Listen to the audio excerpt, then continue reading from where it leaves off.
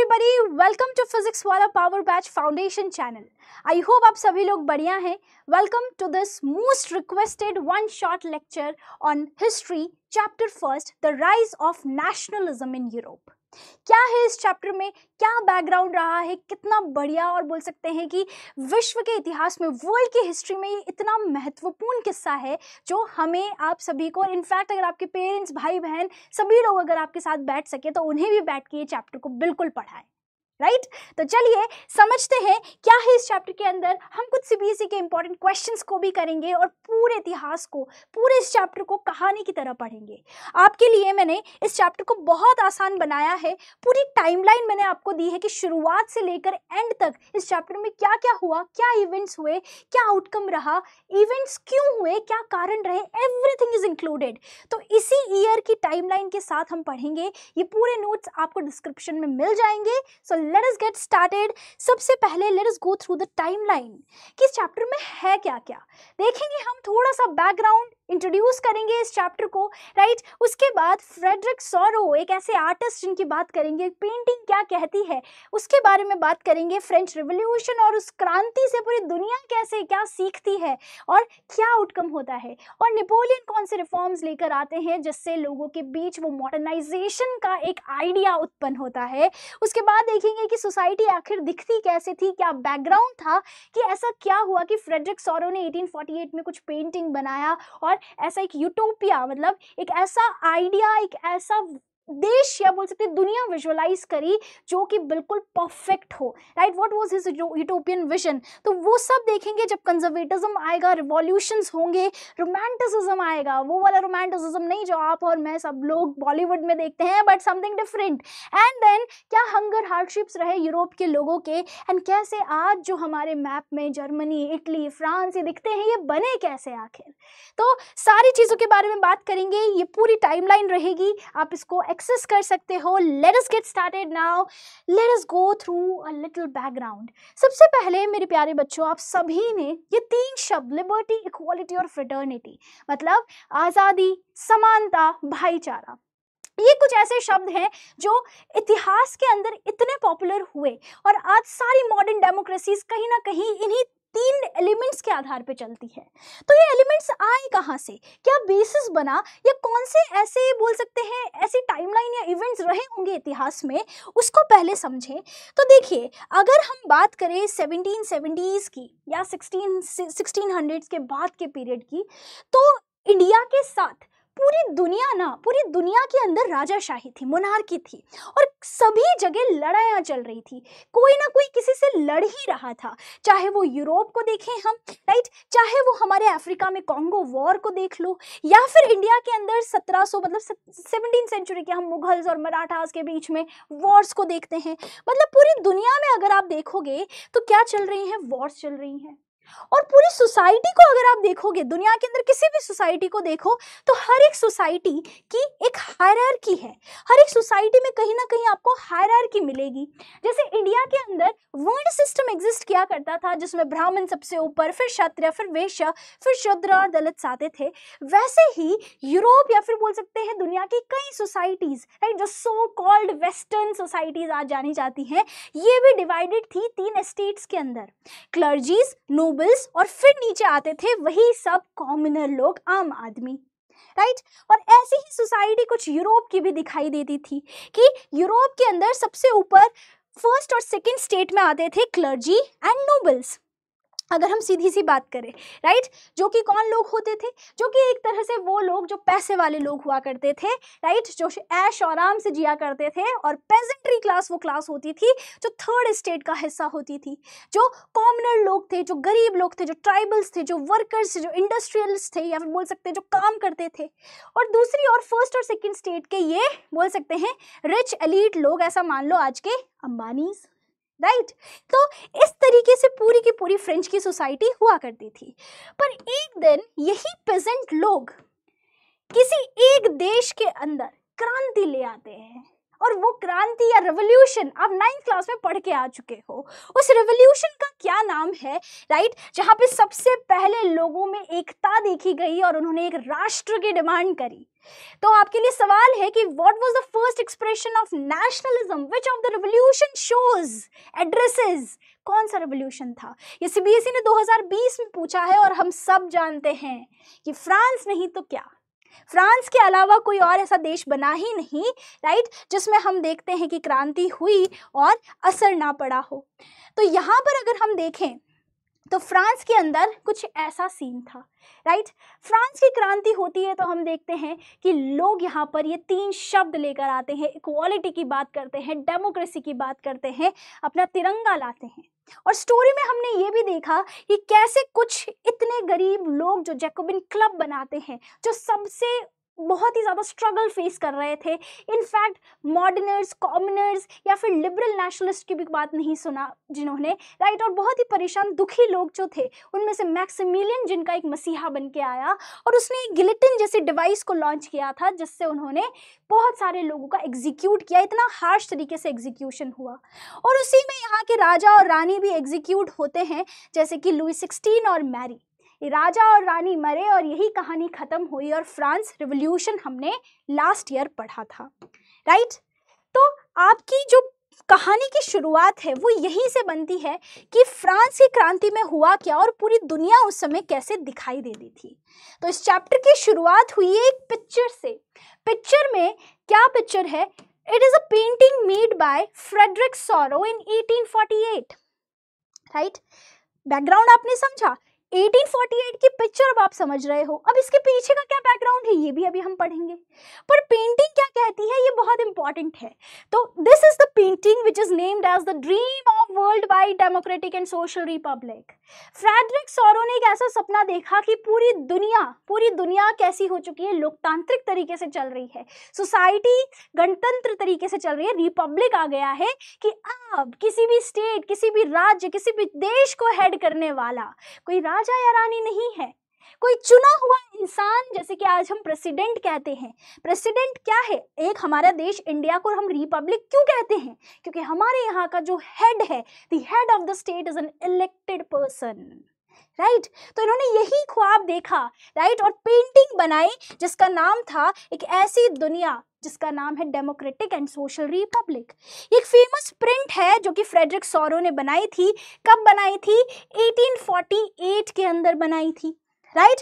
और इस पिक्चर के अंदर वो एक्चुअली में विजुअलाइज कर रहे हैं कि आगे जाके दुनिया कैसे दिखने वाली है, दुनिया कैसे एस्टैब्लिश होगी। तो यूटोपिया देखते हैं, वो यूटोपियन विजन है।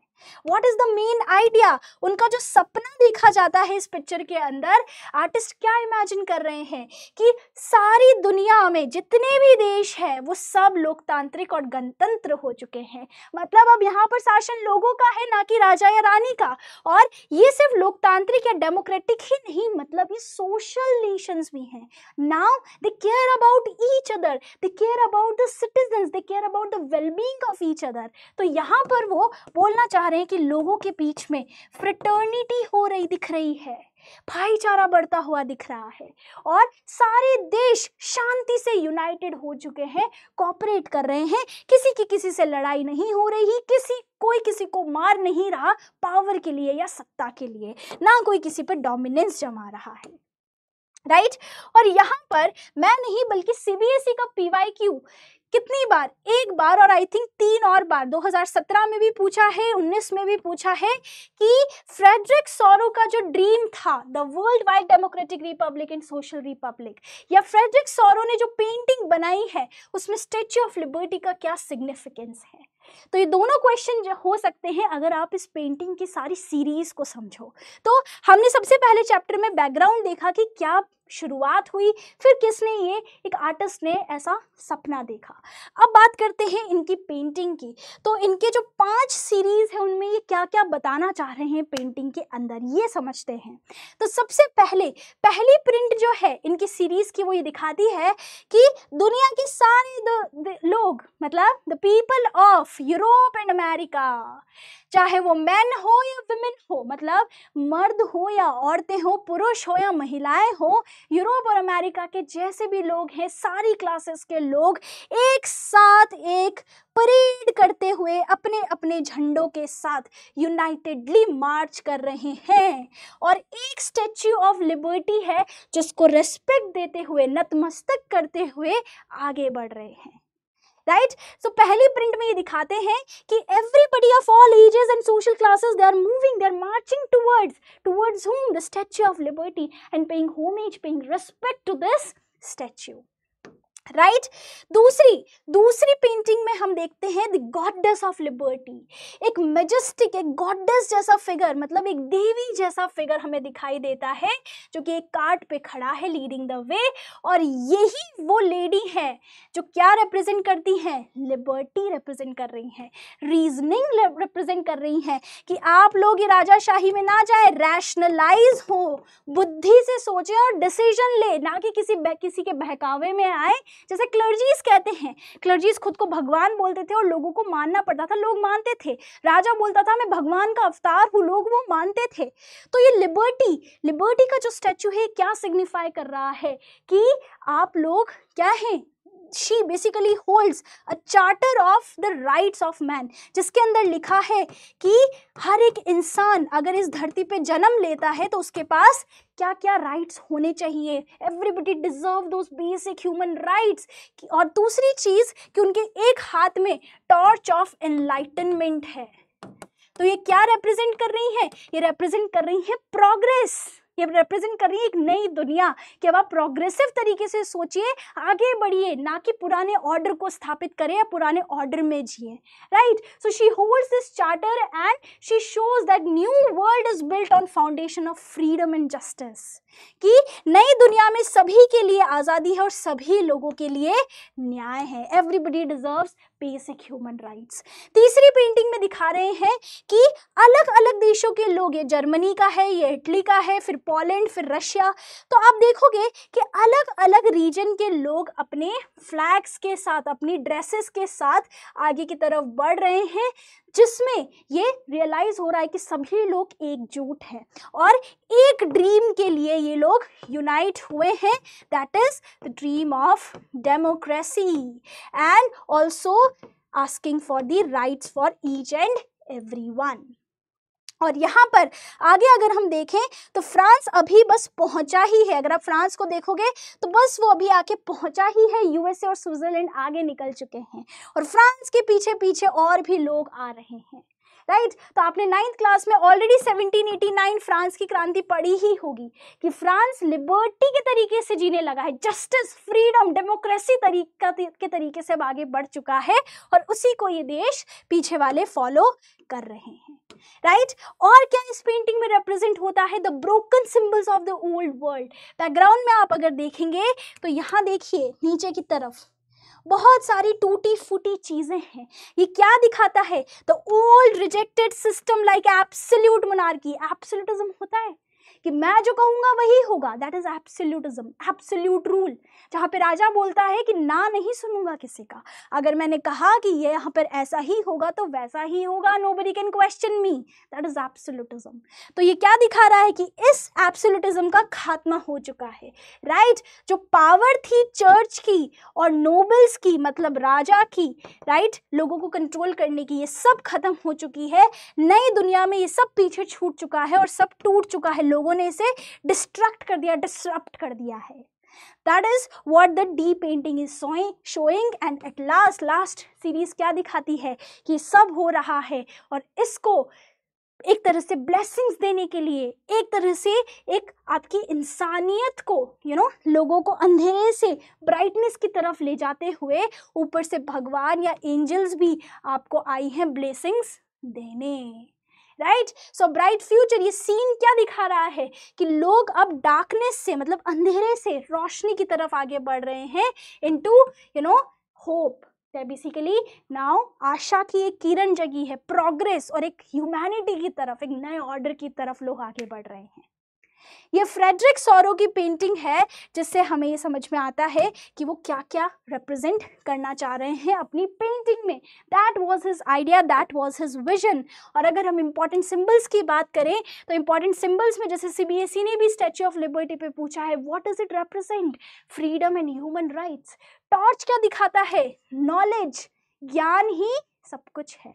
हम कहते हैं ना कि एक तरह से कि कर्म करो, फल की चिंता मत करो, राइट? कर्म से ही फल मिलेगा नहीं, ज्ञान से ही फल मिलता है। जब ज्ञान होगा, जब रैशनल थिंकिंग होगी, जब डिसीजन मेकिंग और अच्छे से कर पाओगे, तब आप आगे बढ़ोगे, राइट? तो ज्ञान से फल मिलेगा। तीसरी चीज, charter of rights of man. Charter मतलब क्या? एक लिस्ट लिखी है कि इतने इंसान को राइट्स मिलेंगे, बेसिक राइट्स जो रूल्स है वो लिखे गए हैं। ब्रोकन क्राउन्स और थ्रोन्स जो नीचे जमीन पे पड़े थे वो क्या दिखाते हैं? End of unfair monarchy, end of absolutism. And angels in the sky, what is it showing? कि तुम सभी को ब्लेसिंग्स देने आई हूं कि अब आप सभी देश एकजुट रहें, मानवता के लिए काम करें और शांति स्थापित करें। अब इसी से रिलेटेड सीबीएसई के सैंपल पेपर 2025-26 में सवाल पूछा है कि फ्रेडरिक सॉरो की जो पेंटिंग थी उससे रिलेटेड जो भी बातें हैं, उस जो भी आपने पेंटिंग में समझा, बस उसी को यहाँ बताना है। तो अब अगर सीबीएसई ने सैंपल पेपर में कुछ ऐसा पूछ लिया है तो yes, it is important for the exam as well. तो देखो, Frederic Sorrieu, Statue of Liberty, foreground in front of the Statue of Liberty, Sorrieu's utopian vision. Utopian मतलब परफेक्ट जो आइडियलिस्टिक वर्ल्ड उन्होंने सोचा, राइट? तो यहां पर अगर हम बात करें तो टॉर्च ऑफ एनलाइटनमेंट है, shattered remain of absolutist institution है, democratic and social republic and French artist. तो फ्रेंच आर्टिस्ट कौन थे? Frederic Sorrieu. तो ए का हो गया 4। स्टैच्यू ऑफ लिबर्टी के हाथ में क्या था? Torch of enlightenment. याद आया? मैंने हर एक एलिमेंट आपको पढ़ाया तो उसका क्या इंपॉर्टेंस है। Foreground in front of statue, statue of liberty के सामने क्या पड़ा था? बिखरे हुए, टूटे फूटे आपके मोनार्की इंस्टीट्यूशन के कुछ बचे खुचे बोल सकते हैं एलिमेंट, जैसे कि क्राउन, जैसे कि किंग का वो बोल सकते हैं चेयर, पैलेस, एवरीथिंग जो लोगों ने तोड़ दिया है, राइट? एंड एट लास्ट अगर हम देखें तो सुरो का यूटोपियन विजन क्या था? Democratic and social republic. So what will be the correct answer? The correct answer would be option A, right? A4, B1, C2 and D3. Is it clear to all? आगे बढ़े अगर अपन, अब आता है chapter की शुरुआत। तो हमने देखा कि 1848 में हम पहुंच गए थे, जिसमें फ्रेडरिक सॉरो ने एक पेंटिंग बनाई और उसमें उसने वो क्या बताना चाह रहे हैं।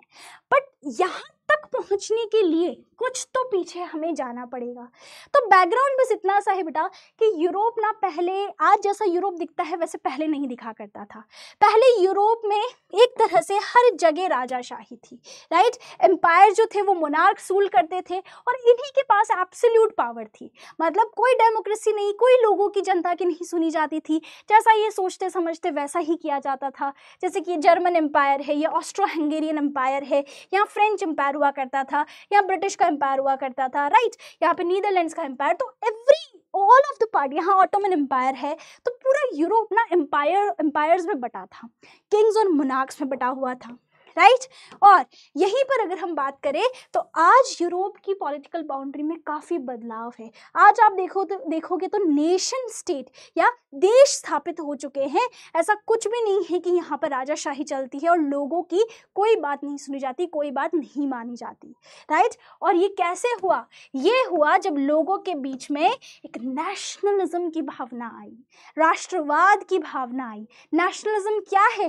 द आइडिया और the philosophy which is on the basis of the concept of nation, the idea of oneness, the idea of collectiveness, the idea of fraternity, right? The sense of feeling common brotherhood, unity among people of a nation. So the driving factor behind the various historical events which led to such changes, आज जो changes हमें दिख रहे हैं, पुराने जो बदलाव से लेकर अब जो बदलाव हुए हैं, वो सिर्फ और सिर्फ नेशनलिज्म की वजह से हुए हैं। नेशनलिज्म क्या है?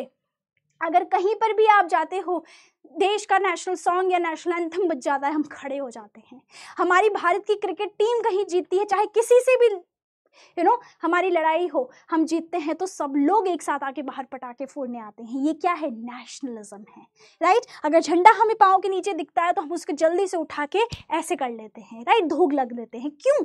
नेशनलिज्म। तो नेशनलिज्म क्या है? It is the love and affection for one's country with the belief, क्या belief? That your country is better than all others. मेरा देश सबसे महान। हम जब कहते हैं गर्व से मेरा भारत सबसे महान, ये क्या है? ये वही प्राइड है जो हम हमारे देश के लिए फील करते हैं, वही प्यार है जो हमारा देश के लिए हम सभी लोग बताते हैं, right. So that is nationalism. Attachment होना लोगों का, देश के सभी देशों के बीच, लोगों के बीच में एकता होना और सॉवरेनिटी होना। सॉवरेन मतलब हमारा किसी पर राज नहीं है, हम आज़ाद हैं, हर एक एरिया में हम आज़ाद हैं, right. So most of the citizens जब यूनाइटेड होते हैं by language, religion, community, culture, तो उसे हम नेशन स्टेट कहते हैं। आपकी बुक में ये शख्स हैं जिनका नाम है अर्नस्ट रेनन। क्या नाम है? अर्नस्ट रेनन। इन्होंने नेशन स्टेट या नेशन की भाषा बोल सकते हैं, परिभाषा भी दी है कि एक नेशन क्या होता है। एक nation is the culmination of long past sacrifice and devotion, right. जब आपके लोगों का एक शेयर्ड हिस्ट्री हो, शेयर्ड कल्चर हो, शेयर्ड पास्ट हो, शेयर्ड भाषा हो, राइट, आप किसी ना किसी कॉमन वैल्यूज से कनेक्ट होते हैं और फिर वो सभी लोग साथ आते हैं और देश बनाते हैं, तो उसको नेशन स्टेट कहा जाता है, राइट। जैसे आप जितनी भी जर्मनी देखोगे, अब फ्रांस देखोगे, आप इटली देखोगे, राइट, ये सब क्या है? नेशन स्टेट्स हैं, क्योंकि इन सभी लोगों का इतिहास सेम था, भाषाएं सेम थी, कल्चर सेम था, ट्रेडिशन सेम थे, स्ट्रगल सेम थे, और उन सब की वजह से एकजुट हुए और उन्होंने अपने देश बनाए, दैट इज नेशन स्टेट। वहीं दूसरी ओर एक मॉडर्न स्टेट होता है। मॉडर्न स्टेट का सीधा सा मतलब है जब लोगों के बीच में कोई एकता या सिमिलैरिटी हो ना हो, बल्कि कानूनों से बनने वाला कोई देश, रूल्स और लॉज या कॉन्स्टिट्यूशन, गवर्नमेंट के अकॉर्डिंग चलने वाला देश मॉडर्न स्टेट कहलाता है। जरूरी नहीं कि लोगों को एकजुट करने के लिए ड्राइविंग फैक्टर उनका कोई शेयर्ड पास्ट या कल्चर हो, बट नेशन स्टेट बनता है जब हम किसी से, लोगों के बीच में कनेक्टिविटी रहती है, फीलिंग्स है, इमोशंस है, शेयर्ड आइडेंटिटी है। Got my point? तो यहाँ पर जो फ्रांस के अंदर हम देखते हैं वो क्या है? थैंक यू, पर मेरी रिकॉर्डिंग चल रही है, मैं ब्रेक नहीं ले सकती। चलो पी लूंगी।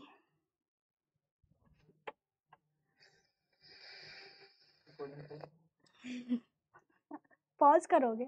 हाँ कर दो वाली पॉज, तो क्या होगी फिर, तो वो स्टॉप ही हो जाएगी ना फिर।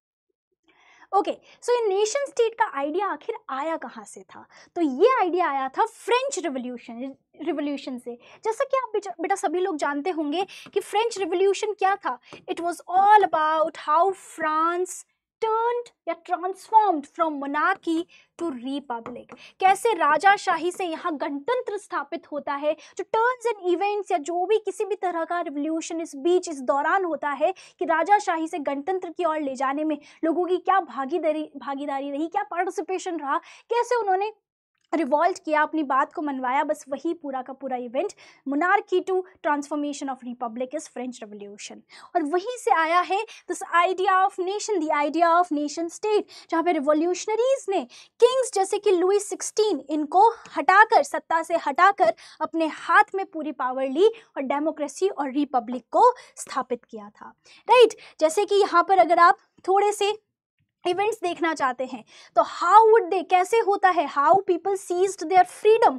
तो यहाँ अगर हम बात करें तो कैसे फ्रांस के लोगों ने फ्रीडम स्थापित किया, इस तरीके से, right. They just wanted to seize the freedom. जैसे कि आपने देखा होगा, ये वन ऑफ द मूवीज है जिसमें फ्रेंच रेवोल्यूशन के बारे में बताया है। We want freedom, that is the basic thing, everybody was yelling कि हमें क्या चाहिए, हमें चाहिए आज़ादी। और ये लाने के लिए, पाने के लिए उन्होंने क्या स्टेप्स उठाए, कौन कौन से मेजर्स उठाए, अगर हम उनकी बात करें तो ये आप सभी लोग याद रखिए, क्योंकि अगेन सीबीएसई का फेवरेट टॉपिक या क्वेश्चन बन जाता है कि analyse the measures and practices introduced by the French revolutionaries, right, to create a sense of collective identity among them. दूसरी, describe any 5 steps that were taken by the French revolutionaries to create a sense of collective identity. काफी बार यहाँ पर CBSE ने पूछा है कि कौन कौन से ऐसे कदम फ्रेंच रिवोल्यूशनरीज ने उठाए. तो the idea of la patrie, the idea of le citoyen, कि ये तुम्हारी पितृभूमि है, this is not the land of a monarch और अ किंग, और तुम यहाँ के सिटीजन हो, ना कि यहाँ के गुलाम हो. सो एवरीबडी, सभी को रिप्रेजेंट किया गया कि तुम यहाँ के सिटीजन हो, नागरिक हो, और ये तुम्हारी जमीन है, किसी और की नहीं. दूसरा, एक ट्राई कलर, हमारी फीलिंग, ये बोल सकते हैं हमारे इंडिया एज अ कॉन्सेप्ट के साथ हम कैसे जुड़ते हैं जब हमारे देश का झंडा ऐसे लहराता है, राइट. तो इन्होंने एक ट्राई कलर को स्थापित किया, that is red, blue and white. French flag was chosen. फिर यहाँ पर जो पहले स्टेट जनरल हुआ करती थी, जिसमें आपको याद है फ्रेंच रिवोल्यूशन में 1 स्टेट 1 वोट, राइट, 300 लोग फर्स्ट और सेकेंड में हुआ करते थे और 600 लोग थर्ड स्टेट में हुआ करते थे. उस स्टेट जनरल को हटा के नेशनल असेंबली बनाई, जिसमें एक्टिव सिटीजन ने इलेक्ट करके लोगों को चुना और नेशनल असेंबली को बनाया. और अपने देश से रिलेटेड, जैसे हमारे यहाँ वंदे मातरम, राइट, हमारा जनगण मन, ऐसे गाने होते, तो हाइम्स, ओथ्स, मार्टियर्स, ये सब लिए गए. एक सेंट्रलाइज्ड एडमिनिस्ट्रेशन सिस्टम इंट्रोड्यूस किया गया, हायरार्की बिल्ड करी, कौन क्या काम करेगा, सभी को अपने अपने काम दिए, मतलब पावर्स को शेयर किया गया, right. And regional dialects were discourage. बहुत सारी भाषाएं उस समय रीजनली लोग बोला करते थे, तो वो सब हटा के सिर्फ एक कॉमन भाषा, that is French, was basically made the common language for people. यही सारे मेजर्स थे जो लोगों ने लिए. पर फ्रांस के अंदर ऐसा हुआ क्यों, या बोल सकते हैं ऐसा कौन इन्हें इंस्पायर कर गया कि ये इतने ज्यादा उत्तेजित हो गए एक तरह से. तो यहाँ पर बैकग्राउंड में आते हैं आपके नेपोलियन द आयरन मैन. ये सारे वो स्टेप्स हैं. नेपोलियन वो थे, अगर आपको याद हो, आए थे ये फ्रेंच रेवोल्यूशन के बाद, अगर हम बात करें 1799 में, और 1804 में फ्रांस का खुद को एम्परर डिक्लेयर कर देते हैं. और फ्रांस में कुछ ऐसी चीजें करते हैं जिससे इनिशियली तो लोग बहुत खुश होते हैं, इंप्रेस होते हैं, बढ़िया से इन्फ्लुएंस हो जाते हैं, पर आगे जाके थोड़े से ये एम्बिशियस ज्यादा हो जाते हैं, ओवर एम्बिशियस हो जाते हैं और कुछ गलत कदम ले लेते हैं, जिससे इनकी आगे जाके लोग इनके अगेंस्ट जाते हैं और इनको एग्जीक्यूट कर देते हैं. तो नेपोलियन ने क्या किया, क्या ऐसे अच्छे काम किए और बुरे काम किए. तो सबसे पहले लोग यहाँ पे इनसे ऐसे इंस्पायर्ड हुए, फ्रांस के लोग, कि जब नेपोलियन आए थे ना, तो कुछ अच्छे काम करके गए. जैसे कि उन्होंने नेपोलियनिक कोड के अंदर कुछ ऐसी प्रोविजंस को लेकर आए कि आप कानून के समक्ष सबको बराबर रखो. पहले क्या होता था, नोबल्स, क्लर्जी, यही सबसे महान थे, पेजेंट्स या कॉमनर्स को कोई पूछता ही नहीं था. तो इक्वालिटी बिफोर लॉ स्थापित करो. बर्थ प्रिविलेजेस जो होता है ना, कि मेरे पापा के पास इतनी ज़मीन है तो मुझे उनकी ज़मीन ट्रांसफ़र हो जाएगी, ये जो स्पेशल राइट्स मिलते थे नोबल्स और क्लर्जीज को कि टैक्स देंगे तो पेजेंट या कॉमनर्स देंगे, ये सब प्रिविलेजेस को ख़त्म करो. राइट टू प्रॉपर्टी दो, हर एक इंसान के पास अधिकार है अपनी प्रॉपर्टी पे अधिकार करने का. ये सब पहली बार फ्रांस में हो रहा था कि कोई बाहर से आया एज अ मसीहा, जैसे हमारे यहाँ महात्मा गांधी सेवियर बन के आए थे, राइट, वैसे ही इनको लगा कि हमारे भी मसीहा आ गए हैं, पहली बार कुछ नया कर रहे हैं, लोगों के बिलीफ सिस्टम चेंज हो रहे थे अब, राइट. उन्होंने फ्यूडल सिस्टम को खत्म किया. फ्यूडल सिस्टम में क्या होता था कि पेजेंट जबरदस्ती किसी लैंडलॉर्ड की जमीन पे काम करता था, नोबल की जमीन पे, किंग की जमीन पे, और उसको क्या बोला जाता था कि अपने खाने जितना तुम रख लो और तुम्हारी हम सुरक्षा करेंगे अगर किसी बाहर की राजा ने अटैक कर दिया. फ्यूडलिज्म, उसको खत्म कर दिया. पेजेंट्स फ्री हो गए, अपनी मनमर्जी से काम करने लगे. गिल्ड रिस्ट्रिक्शंस क्या होते थे कि जो ट्रेडर्स थे वो किसी और को, नए इंसान को ट्रेड नहीं करने देते थे. जैसे तारक मेहता में मान लो जेठालाल है, उसकी दुकान है, राइट, उसके जैसे बड़े बड़े व्यापारी हैं, तो ये सब लोग मिलके क्या करते थे, छोटे व्यापारी को एंटर ही नहीं होने देते थे मार्केट में, रेस्ट्रिक्शन लगा के रखते थे कि इतना टैक्स भरना होगा, ये सब रूल्स फॉलो करने होंगे, राइट. तो ग्रिड रेस्ट्रिक्शंस रिमूव कर दिए. इकोनॉमिक फ्रीडम, इन्होंने बहुत अच्छे इंफ्रास्ट्रक्चर पे काम किया, रोडें बनाई, कैनाल्स बनाए, कम्युनिकेशन और ट्रांसपोर्ट को इंप्रूव किया, राइट. और साथ ही में standard weight measures currency, standardise कर दिया सब कुछ कि हर एक रीजन में अलग अलग चलता है, ऐसा नहीं होगा, सब कुछ कॉमन रखो, यूनिफॉर्म रखो. अब पहली बार किसी देश में जहां पर लोग हमेशा एक्सप्लॉइट होते रहे, कोई पहली बार उनके बारे में सोच रहा है, तो एक तरह से मसीहा ही होगा. तो ये कुछ उनके गुड प्रोविजंस थे. पर बाद में क्या हुआ, धीरे धीरे ये कोशिश तो कर रहे थे डेमोक्रेसी लाए, पर आगे जाके खुद ही डेमोक्रेसी को डिस्ट्रॉय करके मोनार्क बन जाते हैं. दूसरी चीज, कोई पॉलिटिकल फ्रीडम नहीं देते हैं for the conquered people, specially women को ये यूनिवर्सल अडल्ट सफरेज नहीं देते हैं. पेट्रियार्कियल नेचर शो होता है नेपोलियन का, राइट। तीसरा, बहुत ज्यादा टैक्सेस लगाते थे, सेंसरशिप ये लगाते थे, मेरे खिलाफ कोई नहीं बोलेगा, बोलेगा तो एग्जीक्यूट कर दिया जाएगा। तीसरा, फोर्स कॉन्स्पिरेशन, मतलब force recruitment in the army. Napoleon को ऐसा था पूरा यूरोप जीतना है, कुछ भी करूंगा, इतना एम्बिशियस था, राइट। और इसी के चलते फोर्स रिक्रूटमेंट उन्होंने शुरू किया, और फोर्स रिक्रूटमेंट की वजह से लोगों की फ्रीडम चली गई, राइट। लोग इनसे नाराज होने लगे। एक तरह से ही वॉज वेरी एम्बिशियस कि यहाँ पर उनको पूरी दुनिया जीतनी थी। ये कुछ नेपोलियन के क्या हैं, आपके बोल सकते हैं ग्लिम्पसेस है। बट फिर जब अति, हम कहते हैं ना, अति बुरी ही होती है, नेपोलियन का फॉल भी आता है। कुछ लोगों ने इन्हें लिबरेटर देखा कि हमें आज़ादी दिलाने वाले आए हैं, राइट। बट धीरे धीरे धीरे नेपोलियन की आर्मीज, नेपोलियन के लोगों ने, बोल सकते हैं बहुत सारा रीजन, आप मैप में देखोगे तो धीरे धीरे ये कॉन्कर करने लगे, राइट, कॉन्कर करने लगे। और यहाँ पर जो मोनार्कियल नेशन थे, अब इन्होंने बहुत पॉजिटिव स्टेप्स लिए, तो आसपास के जितने भी किंगडम्स थे, ऑस्ट्रिया का किंगडम, प्रशिया का किंगडम, ब्रिटेन का किंगडम, रशिया का किंगडम, सब लोगों में डर बैठ गया कि अगर इसने ऐसा कर दिया, यहाँ पे आगे अगर ये लड़ाई लड़ी और ये जीत गया, किसी एक एम्पायर को जीत गया हमारे लोगों में, या मॉडर्नाइजेशन या कुछ रिफॉर्म कर दिया, तो हम क्या करेंगे, ये तो सब खत्म हो जाएगा, ओल्ड ऑर्डर खत्म हो जाएगा, व्हाट विल हैपन देन। तो यहाँ पर ये सभी, ये जो डरे हुए लोग थे, इनसे ये क्या करते हैं, नेपोलियन को हराने के लिए एक साथ आते हैं, जिनको हम कहते हैं प्राब countries, that is Prussia, Russia, Austria, Britain. और ये सभी लोग जब नेपोलियन ब्रसेल्स की तरफ जाते हैं, तो बेल्जियम के अंदर एक जगह है वाटरलू, वहां पर इनकी लड़ाई होती है 1815 में, ये प्राब कंट्रीज वर्सेस नेपोलियन, और नेपोलियन को हरा दिया जाता है।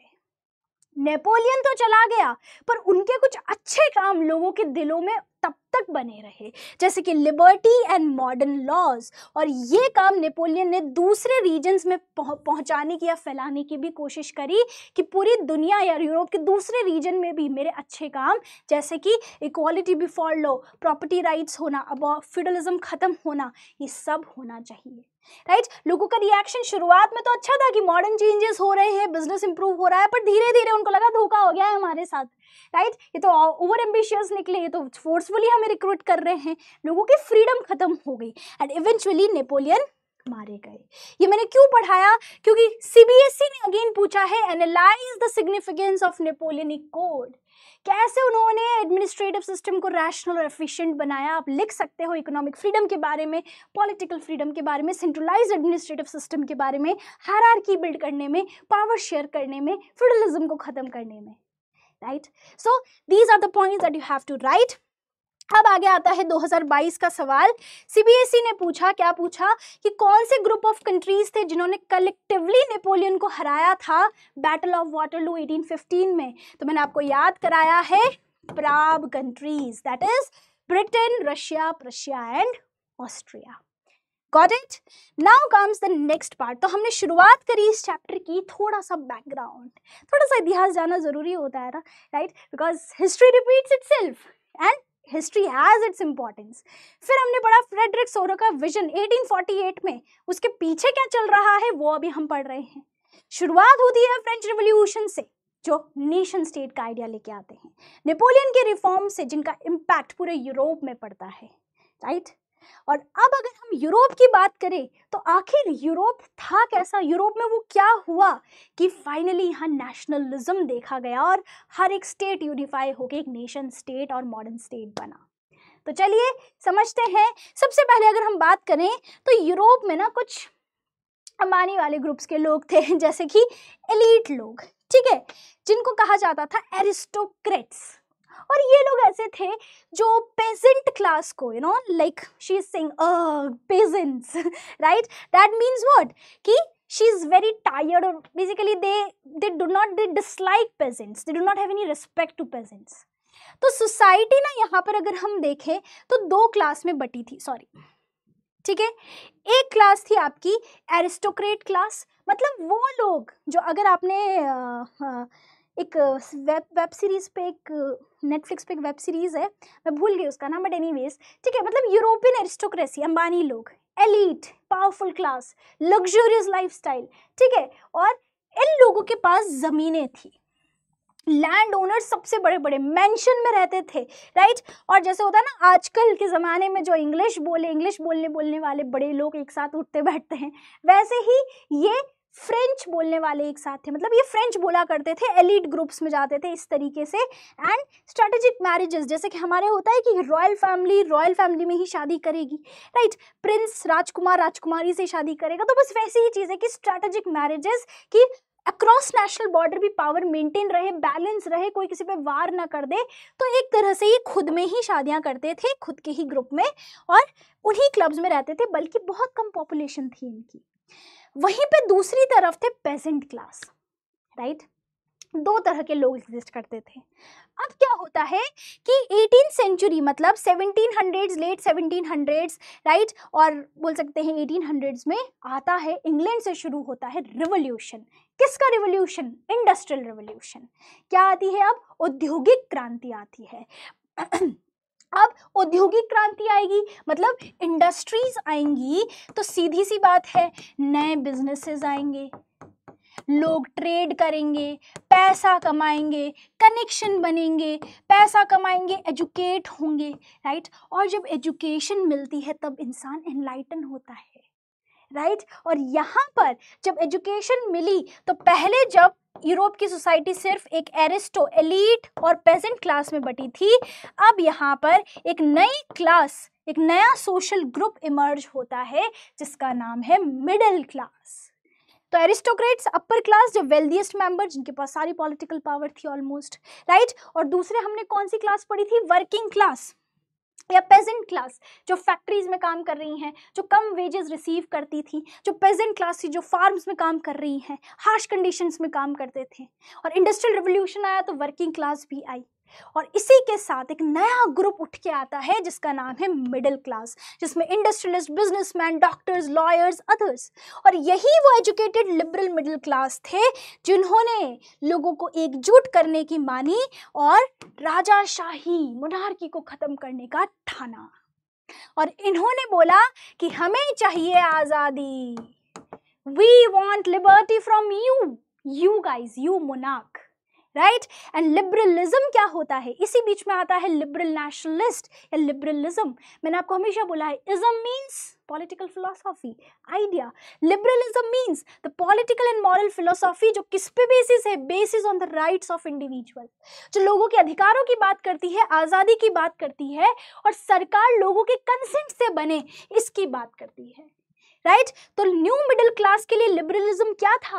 Right to freedom, end of autocracy and privileges, equality before law, right to private property, और सरकार डेमोक्रेटिक तरीके से बने, मतलब by consent and written constitution. कोई भी अपनी मनमर्जी से पावर एग्जीक्यूट नहीं कर सकता, संविधान के थ्रू ही पावर्स एग्जीक्यूट हो, ये आता है लिबरल नेशनलिस्ट के आइडियाज में। पर ये भी लोग कम नहीं थे सच में, क्योंकि अभी भी ये लोगों के अंदर पेट्रियार्कल माइंडसेट था। यूनिवर्सल सफरेज या सभी को वोट देने का अधिकार, इसमें ये लोग बिलीव नहीं करते थे। क्यों नहीं बिलीव करते थे? इन्होंने बोला डेमोक्रेसी होनी चाहिए, लोगों के कंसेंट से सरकार बननी चाहिए, पर वोट कौन देंगे? सिर्फ एक्टिव सिटीजन, मतलब men with 25 years of age, और जो टैक्सेस पे करते हैं, और जो गरीब है वो, और जो महिलाएं हैं वो पैसिव सिटीजन्स, जिनको कोई राइट नहीं है वोट का। अब सवाल आता है कि यार ये ऐसा कर क्यों रहे हैं? जब इनको लिबरलिज्म का आइडिया है, जब ये इतनी बड़ी बड़ी बातें कर रहे हैं, तो यहाँ पर इक्वालिटी क्यों नहीं देते? क्योंकि आपने देखा होगा हर एक सोसाइटी में जब कोई इंसान अपर मिडिल क्लास हो जाता है तो वो डरता है कि कहीं नीचे वाले हमसे ऊपर उठ के हमें ना दबा दे। Got my point? बस इन लोगों को भी वही डर था। और यहाँ पर ये दो तरह की फ्रीडम की बात करते हैं, पॉलिटिकल फ्रीडम, जिसमें वो क्या चाहते हैं कि गवर्नमेंट कंसेंट के साथ बने, जिसमें लोग इलेक्ट करें, दैट इज एक्टिव सिटीजन। और दूसरा इकोनॉमिक फ्रीडम। इकोनॉमिक फ्रीडम मतलब कि मार्केट सभी के लिए फ्री हो, जो इसमें ट्रेड करना चाहे, जो आना चाहे वो ट्रेड कर सके। जो आपने रेस्ट्रिक्शंस लगा रखी हैं गुड्स एंड कैपिटल के मूवमेंट पे कि एक जगह से दूसरी जगह आप सामान या कुछ भेजते हो तो उस पर टैक्स लगता है, ड्यूटीज लगती है, रेस्ट्रिक्शंस लगते हैं, जो भी बातें हैं इन सबको खत्म करो, राइट। और यहाँ पर जैसे कि हम जानते हैं कि नेपोलियन को हराने के बाद जो प्राग कंट्रीज ने वियना के अंदर मिले थे ना, वो 1815 में, अभी हम बात करेंगे, राइट। तो हराने के बाद ना प्राग कंट्रीज ने फिर से, क्योंकि नेपोलियन मॉडर्न रिफॉर्म्स लेकर आया था, जहाँ जहाँ पे भी जाता था अपने आइडियाज ऐसे पॉपुलर फेमस करता था, तो नेपोलियन को हराने के बाद ये मोनार्कियल कंट्रीज ने फिर से जर्मन और पूरे इस रीजन को 39 स्टेट्स के अंदर तोड़ दिया था, मतलब क्रिएट किए थे 39 कॉन्फेडरेशन, ताकि वहां पर राजा लोग आके रूल कर सके और अपने हिसाब से वो स्टेट्स को चला सके। और हर एक 39 स्टेट की अपनी करेंसी, अपना वेट, अपना मेजर सिस्टम। मतलब एक रीजन में एक तरह से मान लो कि 39 राजा लोग रह रहे हैं ये पूरे रीजन में, राइट। और इनकी एक एक की अपनी करेंसी है, अपना आइडिया है, अपना तौर तरीका है, रूल्स रेगुलेशन है। तो आप सोचिए कि कितनी मुश्किल होती होगी, राइट। यहाँ पर अगर हम बात करें जर्मनी के अंदर तो एक जगह है हैम्बर्ग, हैम्बर्ग से न्यूरमबर्ग। अगर आप मैप में देखोगे कि हैम्बर्ग से न्यूरमबर्ग अगर जाना होता है किसी भी सामान को या इंसान को, तो उसको 11 कस्टम बैरियर से गुजरना पड़ता था हर जगह। मतलब इसके बाद एक स्टेशन, 2, 3, 4, 5, 6, 7 ऐसे करते करते 11, मतलब हर एक पॉइंट पे उसको टैक्स भरना पड़ता था। और इसकी वजह से काफ़ी दिक्कत आती थी, कुछ कमा ही नहीं पाते थे इतना ज़्यादा, टैक्स में या उसमें ड्यूटीज़ में ही सब कुछ चला जाता था, राइट। और हर एक जगह का अपना करेंसी, अपना वेट एंड मेजर। जैसे कि हम कपड़े को मीटर में नापते हैं, राइट, यूनिट क्या होती है, मीटर। अब वैसे ही वहां पर जो मेजर था क्लोथ का वो एलए में किया जाता था, जैसे मीटर होता है वैसे वहां पे एलए। और उस एलए की जो यूनिट थी, जो वैल्यू थी, वो हर एक रीजन में अलग अलग थी कि 1 एलए फ्रैंकफर्ट में 54.7 सेंटीमीटर, 1 एलए मेंस में 55.1 सेंटीमीटर, न्यूरमबर्ग में अलग, फ्रीबर्ग में अलग। हम जानते हैं 1 मीटर में 100 सेंटीमीटर होते हैं।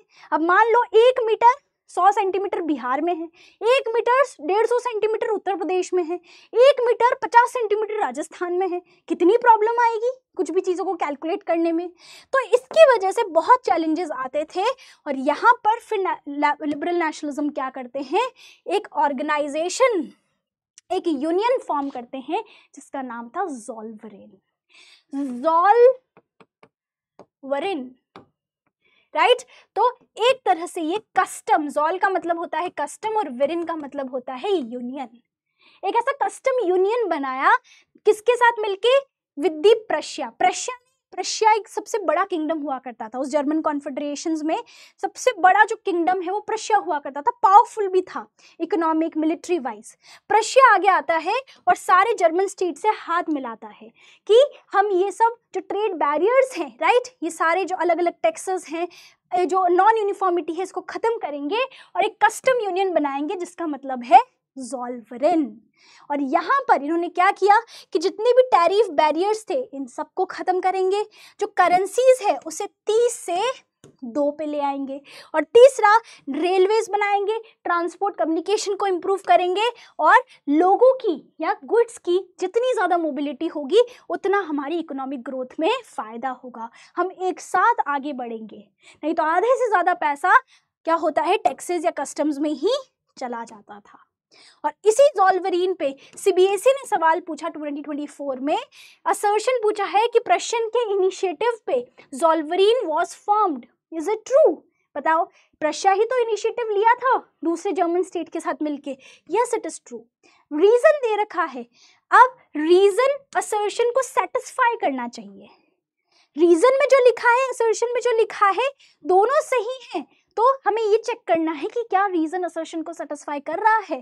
तो यस, असर्शन लिखा है कि ज़ोलवरेन बना, रीजन कह रहा है कि इसलिए बना ताकि यूनिफाइड इकोनॉमिक टेरिटरी बना सके और बिना किसी बैरियर या बिना किसी चैलेंजेस के इंसानों का, सामान का और पैसों का मूवमेंट हो सके। तो यही तो सही बात है। तो both A and R true and R is the correct explanation, right. तो आपको क्या लगता है, कुछ अच्छा हो रहा है ना? पर अब बात आती है किसकी, कुछ लोगों की, जो होते हैं छोटी सोच वाले, जिनको हम कहते हैं कंजर्वेटिव लोग, राइट। तो जब नेपोलियन को 1815 में इन लोगों ने हराया था ना, किन्होंने, प्राप कंट्रीज ने, वही जो पुराने छोटी सोच वाले लोग जो ओल्ड कंजर्वेटिव ऑर्डर में बिलीव करते हैं, उन्हीं को कहते हैं हम, उसी आइडिया को कहते हैं, फिलोसॉफी को कहते हैं कंजर्वेटिज्म। कंजर्वेटिज्म बेटा एक ऐसी पॉलिटिकल और सोशल फिलोसॉफी थी जो ट्रेडिशनल इंस्टीट्यूशंस को प्रमोट करती है। मतलब ट्रेडिशनल इंस्टीट्यूशन मतलब क्या, वही लुई 16 और मैरी वाला रूल, वही प्रैक्टिसेस कि मैं राजा, मैं तुम्हारा भगवान, जो मैं बोलूँगा वो मानोगे, वही सब वैल्यूज, चर्च ही सब कुछ है, जो चर्च कहे, जो रिलीजियस ऑर्डर है वही आप करो, राइट। तो यहाँ पर कंजर्वेटिज्म क्या है, कंजर्वेटिव वो लोग थे जो पुराने ऑर्डर में भरोसा करते थे, जो नहीं चाहते थे कि डेमोक्रेसी आए और कुछ नया बदलाव आए, लोग एनलाइटन हो, रैशनली सोचे, वो नहीं चाहते थे, राइट। उनका यही था कि church, monarchy, property, family, social hierarchy, ये सब एग्जिस्ट करनी चाहिए। पर नेपोलियन को इन्होंने एग्जीक्यूट तो कर दिया, हरा तो दिया, पिक्चर से बाहर जरूर निकाल दिया, पर नेपोलियन ने एक बार के लिए लोगों के दिल पे जरूर राज किया था। तो यहाँ पर जो नेपोलियन के कुछ चेंजेस है उसको ये हटा नहीं सके। जैसे नेपोलियन ने फ्यूडलिज्म को खत्म किया, ये उसको इन्होंने भी माना और ख़त्म कर दिया। आर्मी को मॉडर्नाइज किया, ये भी इन्होंने माना। सर्फडम, सर्फडम मतलब कि पेजेंट को बिना परमिशन के उस लैंड से बाहर नहीं निकलने देते थे। जो नोबल या फिर किंग लोग होते थे कि पेजेंट उनकी ज़मीन पे काम करेगा और उनकी परमिशन के बिना वो ज़मीन छोड़ के नहीं जा सकता, फोर्स लेबर कराना, ये नेपोलियन ने ख़त्म किया और इन्होंने भी फिर एक्सेप्ट करके ख़त्म किया।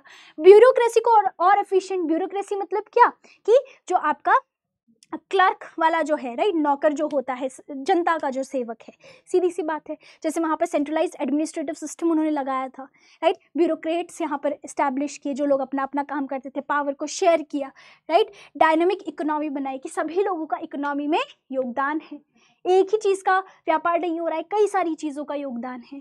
सो मॉडर्नाइजेशन की वजह से उन्हें पता था कि अगर हम ये सब अडॉप्ट करेंगे तो शायद हमारी जो पकड़ है लोगों पे वो और भी मजबूत हो, और दूसरा कि हम और इफ़ेक्टिव तरीके से लोगों पे रूल कर पाएँ और पूरे यूरोप में हम और स्ट्रॉन्ग हो जाएंगे, राइट। तो 1815 में जो यूरोपियन पावर्स हैं, ब्रिटेन, रशिया, प्रशिया, ऑस्ट्रिया, ये वियना में मिलती है नेपोलियन को हरा के। वियना कहाँ है? ऑस्ट्रिया के अंदर, ठीक है। और उस समय ऑस्ट्रिया के चांसलर हुआ करते थे ड्यूक मेटरनिच। ऑस्ट्रिया के अंदर वियना, जिसकी कैपिटल है आज, राइट, ऑस्ट्रियन किंगडम हुआ करता था उस समय। तो ये सब प्राप कंट्रीज कहाँ मिलते हैं? यहाँ ऑस्ट्रिया में आके मिलते हैं और ये ट्रीटी ऑफ वियना को एस्टैब्लिश करते हैं, जिसमें क्या बोलते हैं कि अब हमने नेपोलियन को हराया है, अब ये हम ट्रीटी कर रहे हैं, एग्रीमेंट कर रहे हैं। कौन कौन लोग एग्रीमेंट कर रहे हैं? तो ट्रीटी ऑफ वियना में ड्यूक जो हैं, राइट, ये सब लोग कौन कौन? प्राप कंट्रीज, ये मिलते हैं वियना के अंदर और क्या बोलते हैं कि नेपोलियन ने अभी तक जो जो भी किया है उस सब चीजों को अंडू करो, मतलब रिवर्स कर दो, जो हुआ उसको फिर से पुराने ऑर्डर में ले जाओ। इस तरीके से इनकी यहाँ पर वियना के अंदर मीटिंग चलती है। क्या बोलते हैं ये कि फ्रांस में नेपोलियन आके एम्परर बन गया था, अब नेपोलियन पिक्चर से बाहर है, चलो पुराना वाला जो बॉर्बन डायनेस्टी है उसको फिर से एस्टैब्लिश करो, मोनार्की फिर से लेकर आओ। नेपोलियन ने सब जगह से मोनार्की हटा दी, फिर से मोनार्की लेकर आओ। दूसरा, फ्रांस, नेपोलियन क्योंकि फ्रांस का एम्परर था और उसने कई सारी टेरिटरीज को एनेक्स किया था, उसके कब्जे में कर लिया था, तो जहां जहां पर भी फ्रांस ने जो भी टेरिटरीज एनेक्स करी है सबको हटा दो, फिर से अपने बीच में बांट लो, राइट। तो उन्होंने क्या किया, फिर से टेरिटरीज या बाउंड्रीज को सेटल किया इन लोगों ने। तीसरा कि जो नीदरलैंड्स है, ठीक है, जिसमें बेल्जियम आता है, इसको सेटअप किया गया। मतलब इन लोगों ने सिंपल सा क्या बदलाव किया कि ये देखिए जो फ्रेंच एम्पायर है, ये डार्क पर्पल के अंदर, ये एरियाज, ये यहाँ तक नीदरलैंड्स वाला पूरा एरिया, आप देख रहे हो कितना कुछ नेपोलियन ने कॉन्कर कर लिया था। और नेपोलियन को हराने के बाद ट्रीटी ऑफ वियना में ये देखो फ्रांस कितना सा हो जाता है। ये जो भी रीजन नेपोलियन ने कॉन्कर किए थे, ये बेल्जियम, ब्रुसेल्स वाला, ये नीदरलैंड्स को दे दिया। नीचे वाले रीजन्स जो मॉडर्न स्टेट या बोल सकते हैं नॉर्दर्न इटली था वो ऑस्ट्रिया के अंदर चला गया, सेक्सोनी ऑस्ट्रिया के अंदर चला गया, राइट। पीडमोंट जो है वो यहाँ पर अलग अलग रीजन्स में। तो आप देख सकते हो जेनोवा पीडमोंट। तो उन्होंने क्या किया यहाँ पर ट्रीटी ऑफ वियना में मिलके कि सबसे पहले बॉर्बन डायनेस्टी को रिस्टोर कर दिया, राइट। और जो भी टेरिटरीज फ्रांस में जब नेपोलियन एम्परर था उन्होंने जो भी टेरिटरीज को एनेक्स किया वो सब अपने बीच में बांट ली, राइट। और यहीं पे प्रशिया को नई टेरिटरीज दे दी, रशिया को पोलैंड का हिस्सा दे दिया, सेक्सोनी का एक पोर्शन प्रशिया को दे दिया, और इन्होंने ही वो 39 स्टेट्स का जर्मन कॉन्फेडरेशन क्रिएट किया जो कि नेपोलियन ने सेट किया था, and that was left untouched. Got my point. तो इनका मेन इंटेंशन क्या था? मेन इंटेंशन यही था कि मोनार्कियल ऑर्डर फिर से आए जो कि नेपोलियन हटा के गया था, और कंजर्वेटिज्म आ जाए फिर से, जैसा पुराना ऑर्डर चल रहा है, ट्रेडिशन ऑर्डर वैसे ही चलता रहे। सेंसरशिप लगा दी इन लोगों ने। क्या किया कि इन्होंने बोला कि one man rule, absolute power ही हम लेकर आएंगे, और हमारे खिलाफ कोई बोलेगा तो उसे जेल में डालेंगे या पनिश करेंगे। That is censorship. उनको सेंसरशिप का मतलब क्या होता है कि जो भी चीज़, जो इंफॉर्मेशन है वो सब कुछ रेगुलेट होने लगी। कौन हमारे बारे में क्या बोल रहा है, कौन सा न्यूज़पेपर क्या बात कर रहा है, किस बुक में हमारे बारे में क्या लिखा है, सॉन्ग्स, डांसेस, म्यूजिक में कैसी बातें हो रही है, अगर हमारे खिलाफ कुछ है तो वो सब बैन हो जाएगा। वो खुद के खिलाफ कुछ गलत नहीं सुन सकते थे, कोई क्रिटिसिज्म नहीं, कोई डिसेंट नहीं, और अगर ऐसा कोई करता तो उसे पनिश करते, राइट। सो यही सारी बातें इन्होंने यहाँ पर फिर से लाने की कोशिश करी, बट थोड़े से लेट हो गए थे क्योंकि अब आ गए थे क्रांतिकारी, राइट। ये 1815 में ये लोग फिर से आए ना, तो बहुत सारे ऐसे रिवॉल्यूशनरी हैं, ठीक है, जो आगे आने की कोशिश कर रहे थे क्योंकि नेपोलियन से उनको एक तरह से सहारा भी मिल रहा था और लोग जागरूक हो रहे थे, अवेयर हो रहे थे, राइट। बट अब क्योंकि कंजर्वेटिज्म फिर से आ गया है, और ये लोग क्या कर रहे हैं कंजर्वेटिज्म वाले कि ये जो भी इनके खिलाफ बोल रहा है उसको तो कहाँ डाल रहे हैं, जेल में डाल रहे हैं, मार रहे हैं, पनिश कर रहे हैं। तो ये सभी लोग थोड़ा सा डर जाते हैं और अंडरग्राउंड हो जाते हैं। और इसी बीच में एक रिवोल्यूशनरी आते हैं जिनका नाम है गुइसेप्पे मज़ीनी, राइट, जो कि एक इटालियन रिवोल्यूशनरी है। इटली के जेनोवा में इनका जन्म हुआ था, और ये एक सीक्रेट सोसाइटी कार्बोनारी के मेंबर बनते हैं, सदस्य बनते हैं। और 24 की एज में जब रिवॉल्ट करना शुरू करते, थोड़े से आक्रोशित होते हैं, तब इन्हें एग्जाइल मतलब दूर दराज किसी आइलैंड पे छोड़ दिया जाता है बाय दिस कंजर्वेटिव्स। एंड वहीं पर ये धीरे धीरे जो लोग हैं जो इनकी आइडियोलॉजी के साथ मैच करते हैं दूसरे देशों के अंदर, जैसे पोलैंड, फ्रांस, जर्मन, इटली के अंदर, इन सब लोगों के साथ मिलके 2 सीक्रेट सोसाइटीज बनाते हैं। बहुत इंपॉर्टेंट है, young Italy in Marcel and young Europe in burn. Marcel जो कि फ्रांस में है और बर्न जो कि स्विट्जरलैंड में है। आया समझ में? तो पहले तो ये सीक्रेट सोसाइटी के मेंबर बनते हैं, ये मज़ीनी सोसाइटी का फ्लैग है, राइट। और फिर खुद से 2 सीक्रेट सोसाइटीज ये फॉर्म करते हैं, और धीरे धीरे ये कंजर्वेटिज्म जो है वो बहुत ज़्यादा रूड और ब्रूटल बनने लगते हैं, राइट। बहुत सारे रिवोल्यूशंस अब धीरे धीरे उठने लगते हैं, चाहे वो ऑटोमन एम्पायर हो, ऑस्ट्रियन हंगेरियन एम्पायर हो, और धीरे धीरे यही लिबरल नेशनलिस्ट जो किसकी डिमांड कर रहे थे, जो डेमोक्रेटिक या डेमोक्रेसी की डिमांड करते हैं, रिपब्लिक की डिमांड करते हैं, ऐसे कई रिवोल्यूशनरीज आगे आते हैं। And by the year of 1830 में क्या होता है, सबसे पहले क्योंकि फ्रांस के अंदर लोग भुखमरी से गुजर रहे होते हैं, शॉर्टेजेस होती है, प्राइसेस हाइक है, लोग बर्बन डायनेस्टी के किंग जो फिर से आ गए हैं उससे परेशान हो चुके हैं, और अगेन फिर से आती है सबसे पहला रिवोल्यूशन फ्रांस के अंदर 1830 में, जिसको हम कहते हैं July revolution. The first upheaval in France takes place, right. और वो जो बर्बन किंग को जो लेकर आए थे ये कंजर्वेटिव, वो क्या करते हैं, जो पावर में आए थे उनको हटा देते हैं ये सारे लिबरल रिवोल्यूशनरीज, और कॉन्स्टिट्यूशनल मोनार्की मतलब राजा जो अब कॉन्स्टिट्यूशन से गवर्न होगा ये स्थापित करते हैं, और लुई फिलिप को क्या बनाते हैं, उसका हेड बनाते हैं, राइट। और जुलाई रिवोल्यूशन से इंस्पायर होके जो पड़ोसी जो नीदरलैंड्स जिसके अंडर ब्रुसेल्स को डाला था, बेल्जियम को डाला था, वो बेल्जियम भी रिवॉल्यूशन करता है कि हमें चाहिए नीदरलैंड से आज़ादी,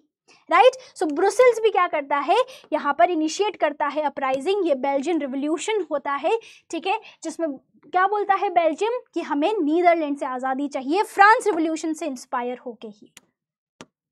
और यहीं पे ड्यूक मेटरनिच कहते हैं when France sneezes the rest of the Europe catches cold, right. शुरुआत फ्रांस में हुई जुलाई रिवॉल्यूशन से, फिर बेल्जियन रिवॉल्यूशन, मतलब बेल्जियम वालों ने भी क्या बोला कि तुम नीदरलैंड्स के अंदर हम नहीं रहना चाहते, हमें चाहिए आज़ादी। और यही सीरीज ऑफ इवेंट्स में 1821 से ही शुरुआत हो गई थी, ऑटोमन एम्पायर में भी थोड़ी सी हलचल मचने लगी थी, राइट। तो देखिए हुआ क्या था कि ग्रीस जो एक देश आप देखते हैं यहाँ पे, अगर हम बात करें यहाँ पे, राइट, तो ये ग्रीस ना पहले इस ऑटोमन एम्पायर के अंडर था, मतलब ये एम्पायर के अंडर ही थे ये सारे रीजन। तो ऑटोमन एम्पायर एक तरह से मुगल एम्पायर था, एक मुस्लिम एम्पायर था जो इस पूरे रीजन में रूल करता था, राइट। तो जैसे जैसे यूँ लिबरल नेशनलिस्ट यूरोप में एक्टिव हुए थे दूसरे रीजन में, तो 1821 से ही यहाँ पर भी ग्रीस के अंदर भी जो नेशनलिस्ट थे वो एक्टिव हो रहे थे और यह नेशनलिज्म या इंडिपेंडेंस की डिमांड करना शुरू कर दिया था 1821 में ही, राइट। और बहुत लोगों को एक दूसरे से सपोर्ट मिला, जो लोग एंशिएंट ग्रीक कल्चर, क्योंकि ग्रीस एक तरह से बहुत पुराने सिविलाइजेशन में आता है, आपने एथेंस सिविलाइजेशन के कई किस्से सुने होंगे, राइट, उनमें से एक ग्रीस नेशन है। और ग्रीस को चाहिए थे आज़ादी, किससे चाहिए थी? ऑटोमन एम्पायर से आज़ादी चाहिए थी। यहाँ पर अगर आप देखोगे तो ये कुछ इमेजेस हैं कि इस तरीके से एग्जीक्यूट किया गया था यहाँ पे लोगों को। ये वाली चल नहीं रही, बट एक्चुअली में यहाँ पे गोली लगती है, राइट, और बहुत बुरी बेरहमी से कई सारे ग्रीक नेशनलिस्ट की मौत होती है। बट इवेंचुअली अगर हम देखें तो कई सारे पोइट्स, आर्टिस्ट जो होते हैं वो मोबिलाइज होते हैं, इस मुस्लिम एम्पायर, ऑटोमन एम्पायर के अगेंस्ट खड़े होते हैं कि जैसे पूरे यूरोप के अंदर क्रांति फैली है, हमें भी अब आज़ादी चाहिए। और यहीं पे एक पोइट का नाम आता है जिनका नाम है लॉर्ड बायरन, राइट। ये लॉर्ड बायरन इवन फंड्स यहाँ पर बोल सकते हैं ऑर्गेनाइज करते हैं, खुद वॉर में लड़ने जाते हैं ऑटोमन्स के अगेंस्ट, राइट, और ये मर जाते हैं due to fever in 1824, but इनका बहुत अच्छा योगदान है, इसीलिए मेंशन भी किया है बुक में। And finally the treaty of Constantinople happen in 1832। तो देखो 1821 से इनकी क्रांति शुरू हुई, 1832 में जाके कॉन्स्टेंटिनोपल, जैसे वियना की ट्रीटी थी तो कॉन्स्टेंटिनोपल एक जगह है, अगर आप देखोगे ये रहा कॉन्स्टेंटिनोपल, जो आज इस्तांबुल के नाम से जाना जाता है। यही वो रूट था जो कनेक्ट करता था एशिया को यूरोप से। यहाँ पर ही वो मुस्लिम ट्रेडर्स या बोल सकते हैं वो लोग खड़े होते थे जो इनसे टैक्सेस लेते थे, राइट। सो यहाँ अगर हम बात करें तो ट्रीटी ऑफ कॉन्स्टेंटिनोपल होती है 1832 में, और ग्रीस एक इंडिपेंडेंट नेशन रिकॉग्नाइज किया जाता है। तो सवाल सीबीएसई पूछता है कि नेशनल यूनिटी जो हुई थी यूरोप में, that was closely allied to liberalism. तो लिबरलिज्म के क्या आइडियाज थे, उनसे कैसे नेशन स्टेट बना यूरोप के अंदर और क्या क्या इम्पैक्ट पड़ा, उसका जवाब आप लिखेंगे। और अब आता है रोमांटिसिज्म। सीबीएसई ने भी सवाल पूछा है कि romanticism as a cultural movement को आप एक्सप्लेन करो। तो रोमांटिसिज्म क्या था? जब आप कुछ चीजें दिमाग से नहीं जबकि बल्कि दिल से करना शुरू करते हो, वो कहा जाता है कि एक रोमांटिक तरीका है कुछ करने का, राइट। मैं जब दिल से कुछ काम करूं, it's not about being loving your girlfriend और boyfriend, no, it is not about that, it's not about a girl और अ बॉय, राइट। रोमांटिक मतलब क्या? जब आप कुछ भी चीज दिल से कर रहे हो, that is romantic. I teach in a romantic manner, you study romantically, means what? When you do something from your heart, चाहे वो आर्ट हो, चाहे वो म्यूजिक हो, राइट। इन सब चीजों में वो रोमांटिसिज्म, वो एक बोल सकते हैं प्यार झलकता है, राइट, जब भी आप कुछ करते हो। तो रोमांटिसिज्म क्या था कि एक तरह से ऐसा कल्चरल मूवमेंट जिसने लोगों की भावनाओं को जोड़ा, लोगों के सेंटिमेंट्स, नेशनलिस्ट सेंटिमेंट्स को डेवलप किया। उन्होंने बोला कि तुम दिमाग से मत सोचो, तुम इतना रीजनिंग, लॉजिक, साइंस से सब चीज़ें क्यों सोचते हो? अपने इमोशंस, अपने हार्ट और अपनी फीलिंग्स को समझो और एकजुट हो। तुम दिल से क्या चाहते हो, क्या सोचते हो, तुम्हारा कल्चर कैसा है। आज कोई हमारे देश में कितना भी गरीब हो, जब बात आती है किसकी? भारत की, तब कोई भी भूखा भी देश के लिए खड़ा हो जाता है। वो है रोमांटिकली इन्वॉल्व होना किसी भी चीज के साथ। That is romanticism, right. तो यहाँ पर कुछ फिलोसोफर्स और कुछ ऐसे लोग हैं जो लोगों को अब वर्ड्स के थ्रू, दिमाग से या साइंस या लॉजिकल थिंकिंग हटा के बोलते हैं कि तुम अपनी वो देखो, अपनी फोक आर्ट्स मतलब लोक कलाओं को देखो कि कैसे, जैसे लोक कलाओं को मतलब क्या होता है, जैसे पोट्री है, ये हमारा कल्चर है। मधुबनी पेंटिंग बिहार की, ये हमारा कल्चर है। इक्कत सारी महाराष्ट्र के अंदर, हम लोग ही तो हैं जिन्होंने ये सब बनाया। तो हमें एकजुट होने की जरूरत है, एक नेशनलिस्ट फीलिंग लाने की जरूरत है। दूसरा, फोक टेल्स, जैसे हमारी दादी नानी की कहानियां नहीं होती है कि नाना के नाना ने कुछ सुनाया हो, फिर उस कहानी को आगे ऐड करते हैं हमारे नाना, फिर कुछ कुछ बताते हैं, जनरेशन टू जनरेशन जो चलता रहता है, राइट। तो जोहन गॉटफ्राइड हर्डर, उन्होंने बोला कि जर्मन कल्चर हम लोगों के बीच में है, इसे हमें पहचानना है, राइट। फोक सॉन्ग्स, फोक पोएट्री, फोक डांसेस, ये बहुत इंपॉर्टेंट है अगर हमें नेशन बिल्ड करना है। ग्रिम ब्रदर्स ने ग्रिम्स फेरी टेल्स निकाली। फेरी टेल्स या फोक टेल्स क्या है, जैसे हम पढ़ते हैं अकबर बीरबल की कहानियां, जैसे हम पंचतंत्र की कहानियां पढ़ते हैं, जब भी याद आता है तब हम कनेक्ट होते हैं, अरे यार हमने भी पढ़ी है, तुमने भी पढ़ी है, हमारे दोस्तों ने भी पढ़ी है, समझ में आ रहा है। So that is what is cultural unity, कि हम हमारे कल्चर की वजह से सभी लोग कनेक्ट हो रहे हैं।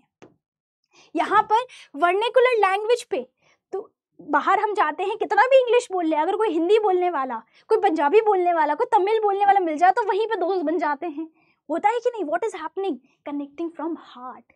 वर्नाकुलर पे ध्यान दिया। रशिया ने, जब आपको याद है जब उन्होंने फ्रेंच की टेरिटरीज को अंडू किया था इन कंजर्वेटिव वालों ने, तो उन्होंने क्या किया था कि रशिया को पोलैंड का कुछ हिस्सा दे दिया था कि नहीं। और पॉलिश लैंग्वेज, उन्होंने बोला कि स्कूल से सारी पॉलिश लैंग्वेज हटेगी, कोई पॉलिश नहीं बोलेगा, रशियन लैंग्वेज ही बोलेंगे। पर फिर भी कुछ लोग पॉलिश बोलना कंटिन्यू किया। चर्च गैदरिंग्स में रिलीजियस इंस्ट्रक्शन जो थे वहाँ पर ये पॉलिश ही बोला करते थे, which acted as a national resistance, कि भले ही तुमने हम पे कब्जा कर लिया है पर हम हमारी भाषा बोलेंगे।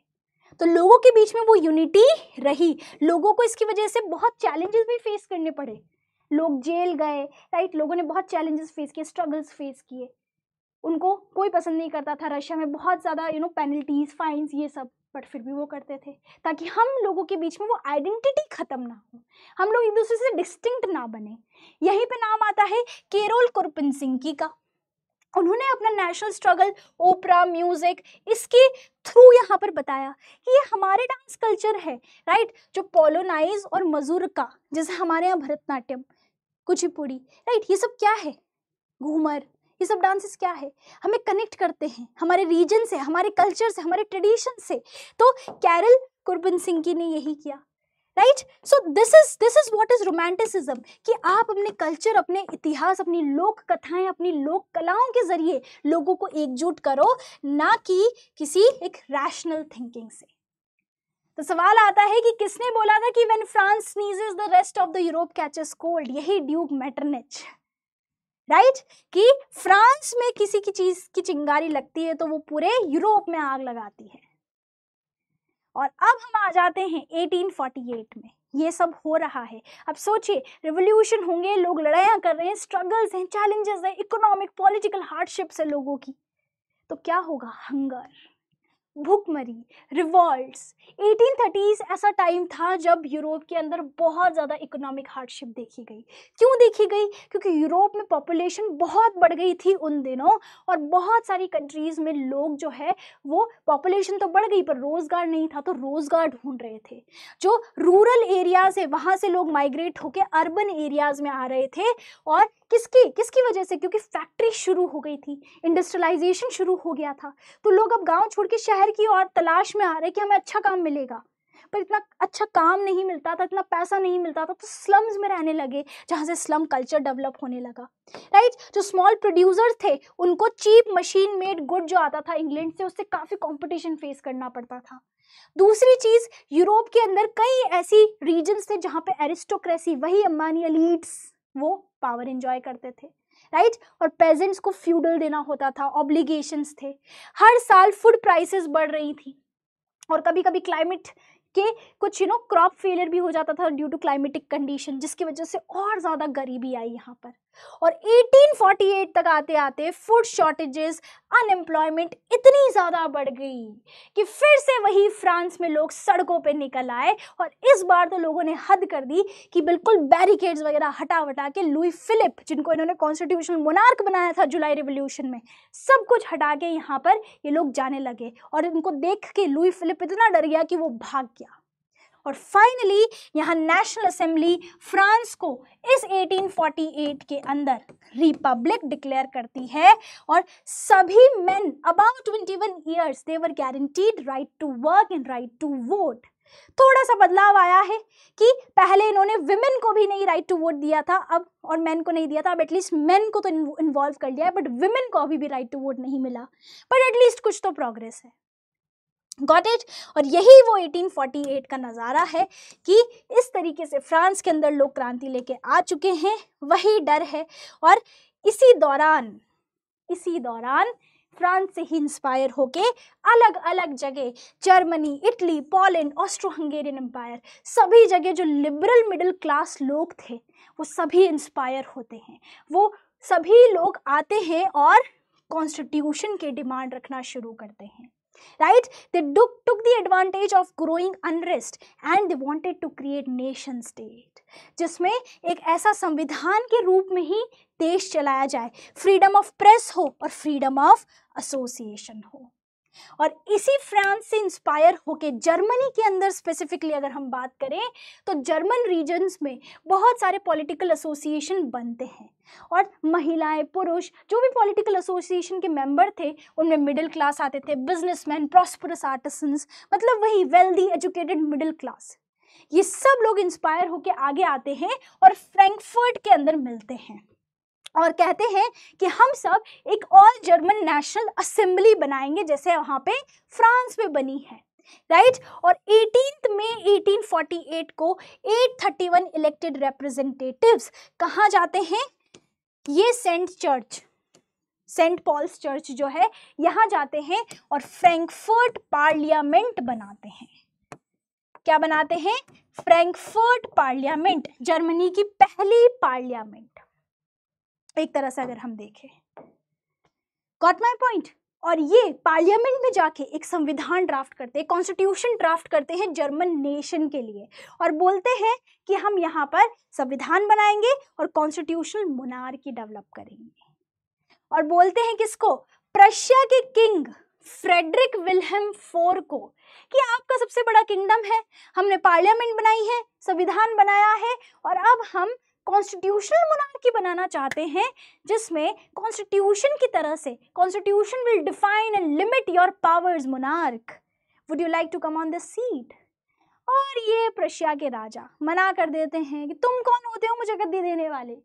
He rejected it and joined other monarch. दूसरे मोनार्क्स राजाओं को ज्वाइन करता है, जैसे लुई 16 ने उस समय सीक्रेटली नहीं जाके हाथ मिलाया था, दूसरों से मिलने लगे थे, वैसे ही यहाँ पे कि क्या हो चुका है, ये लोग नेशनल असेंबली बना रहे, पार्लियामेंट बना रहे और मुझे गद्दी दे रहे हैं, I am the king. Right. और दूसरी चीज क्या होती है कि ये पार्लियामेंट के अंदर यही मिडिल क्लास और एजुकेटेड वेल्दी लोग होते हैं, वर्कर्स, विमेन, पेजेंट्स, ये लोग इंक्लूड नहीं होते हैं, जिसकी वजह से इस पार्लियामेंट में भी वीकनेस होती है, इसको इतना बोल सकते हैं इंपॉर्टेंस नहीं मिलता, सपोर्ट नहीं मिलता। फिर ये राजा लोग मिलिट्री भेजते हैं और पूरी इस पार्लियामेंट को डिसॉल्व करा देते हैं। तो अब सवाल आता है कि सब कुछ हो रहा है पर what about women? Liberal nationalist में तो विमेन का भी तो उतना ही रोल है, वो भी तो constitution, popular sovereignty, basic right सभी के लिए यहाँ पर फाइट करी है, बट उनके राइट्स क्यों लिमिटेड हैं?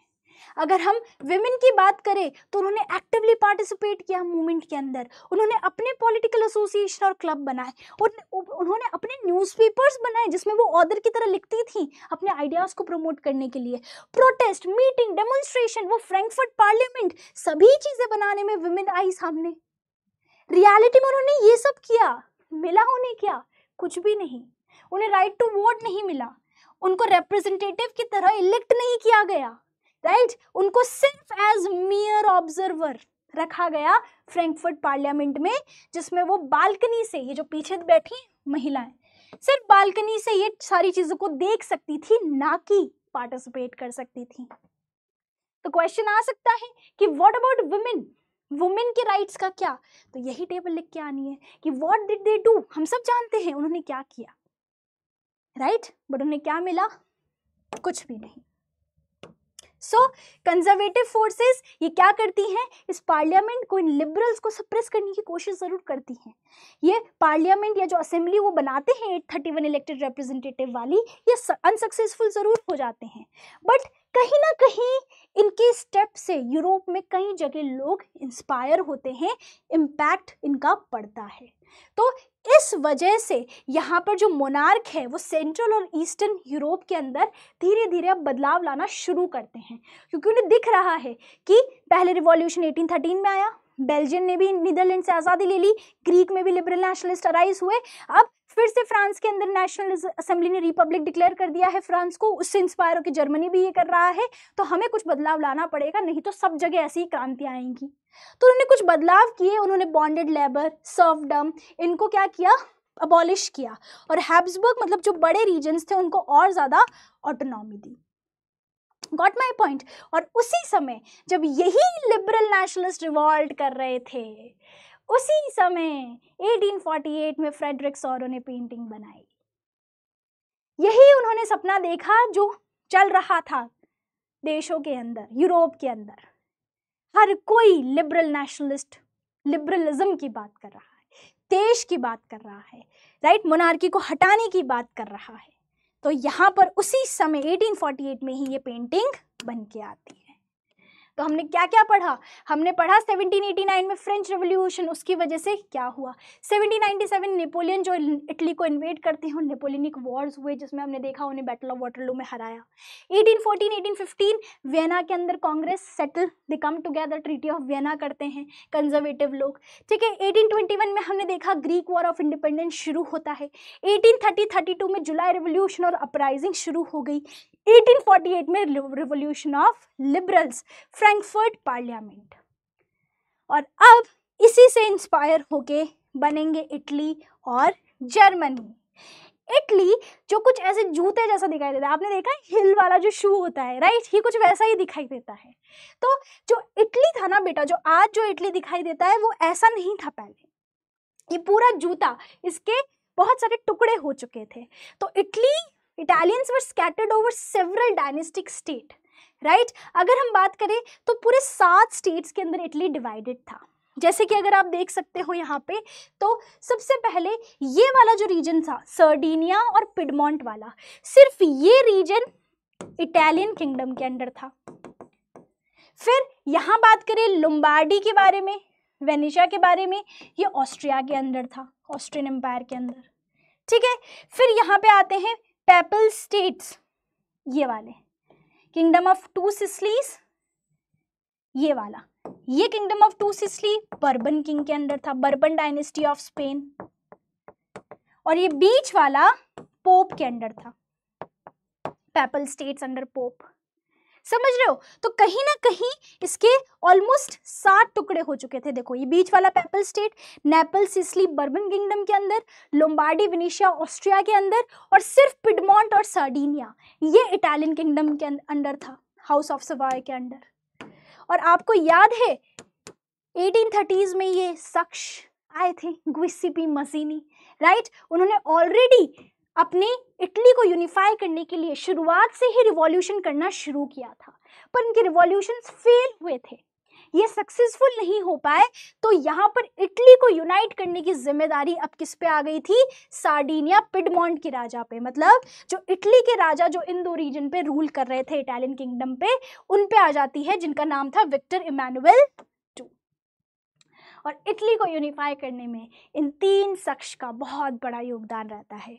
ये मज़ीनी जिन्होंने इटली को यूनाइट करने की चिंता, या बोल सकते हैं आग लगाई, स्पार्क लगाया, आग नहीं लगाई, एक तरह से इनिशिएशन जिसने लिया, ये है केवोर, हु इज़ वेरी क्लेवर, जो कि फ्रेंच ज़्यादा अच्छे से बोल पाते हैं देन इटालियन, जो कि बहुत ही क्लेवर हैं और डिप्लोमेटिक हैं। और तीसरे गैरीबॉल्डी, जो लोगों को सेंटिमेंटल तरीके से यूनाइट करते हैं और इटली को यूनिफाई करते हैं।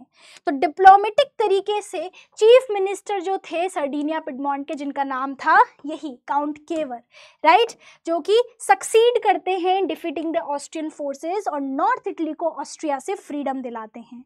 और गुइसिपी गैरीबॉल्डी जो कि साउथ इटली और किंगडम ऑफ टू सिसिलीज को अपने लोकल पेजेंट्स के साथ मिलके स्पेनिश रूलर्स को हराते हैं और अपने कब्जे में इटली को करते हैं।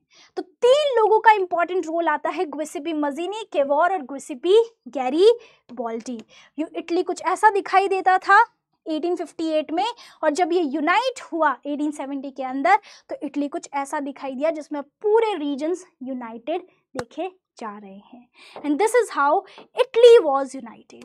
सीबीएसई ने क्वेश्चन पूछा है, analyse the process of Italian unification. Step by step आपको वही सारे मेथड्स लिखने हैं। फिर इसी से इंस्पायर होके आता है जर्मनी।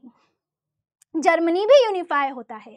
जर्मनी की अगर हम बात करें तो अगेन हमने बात करी थी जो मिडिल क्लास जर्मन्स थे जिन्होंने फ्रैंकफर्ट पार्लियामेंट बनाई, इन्हीं के बीच नेशनलिस्ट फीलिंग्स बहुत ज़्यादा फैली। उन्होंने यूनाइट करने की कोशिश करी डिफरेंट रीजन्स को by an elected parliament, but वो फेल हो गए। उनको प्रशिया के राजा और आसपास के राजाओं ने और जंकर्स ने, जो कि लार्ज लैंड ओनर्स होते थे, राइट, इन जंकर्स ने मिलके और आसपास के राजाओं ने मिलके क्या किया, उस पार्लियामेंट को डिसॉल्व कर दिया था मिलिट्री को भेज के। वो अनसक्सेसफुल ज़रूर हुए, राइट। तो इसकी वजह से 1848 के बाद किसने ये जिम्मेदारी ली? जिम्मेदारी ली Otto von Bismarck, who is known as the iron man, right. Otto von Bismarck जो प्रशिया के चीफ मिनिस्टर थे, उन्होंने किसकी, बेसिकली लिबरल नेशनलिस्ट की हार के बाद इन्होंने जिम्मेदारी ली कि मैं पूरे जर्मनी को यूनाइट करूंगा। उन्होंने ऑस्ट्रिया से लड़ाई लड़ी, डेनमार्क से लड़ाई लड़ी और फ्रांस से। ही basically had 3 wars over 7 years with these 3 territories and he basically emerged victorious। तीनों ही जंगों में वो जीतते हैं और जर्मनी को यूनिफाई करते हैं। और जैसे ही जर्मनी, क्योंकि जर्मनी के 39 कॉन्फेडरेशन थे, किसी ना किसी कॉन्फेडरेशन पे या तो प्रशिया का या तो ऑस्ट्रिया का राज है, डेनमार्क का है या फ्रांस का है, राइट। तो नेशन बिल्डिंग प्रोसेस में जर्मनी यहाँ पर स्टेट पावर को डोमिनेट करते हैं और 3 चीज़ों पर फोकस करते हैं। रुपया, बैंकिंग जो रुपया को रेगुलेट करेगा, राइट, दैट इज करेंसी को रेगुलेट करेगा, और उनके लीगल और जुडिशियल सिस्टम। तो जब जर्मनी यूनिफाई हुआ, और सीबीएसई ने क्वेश्चन भी पूछा है कि कौन सी 3 चीजों पर जर्मनी ने फोकस किया, तो करेंसी, बैंकिंग और लीगल एंड जुडिशियल सिस्टम। 2022 में सीबीएसई सवाल पूछता है, who is the chief architect of the unified Germany? Auto von Bismarck. Got my point? Yes. अब आते हैं हम आगे दूसरे देशों पे। तो हमने टाइमलाइन कहाँ तक कर ली है? Unification of Germany and Italy. अब आते हैं एक बहुत ही ऑड और स्ट्रेंज केस पे, जिसका नाम है ब्रिटेन।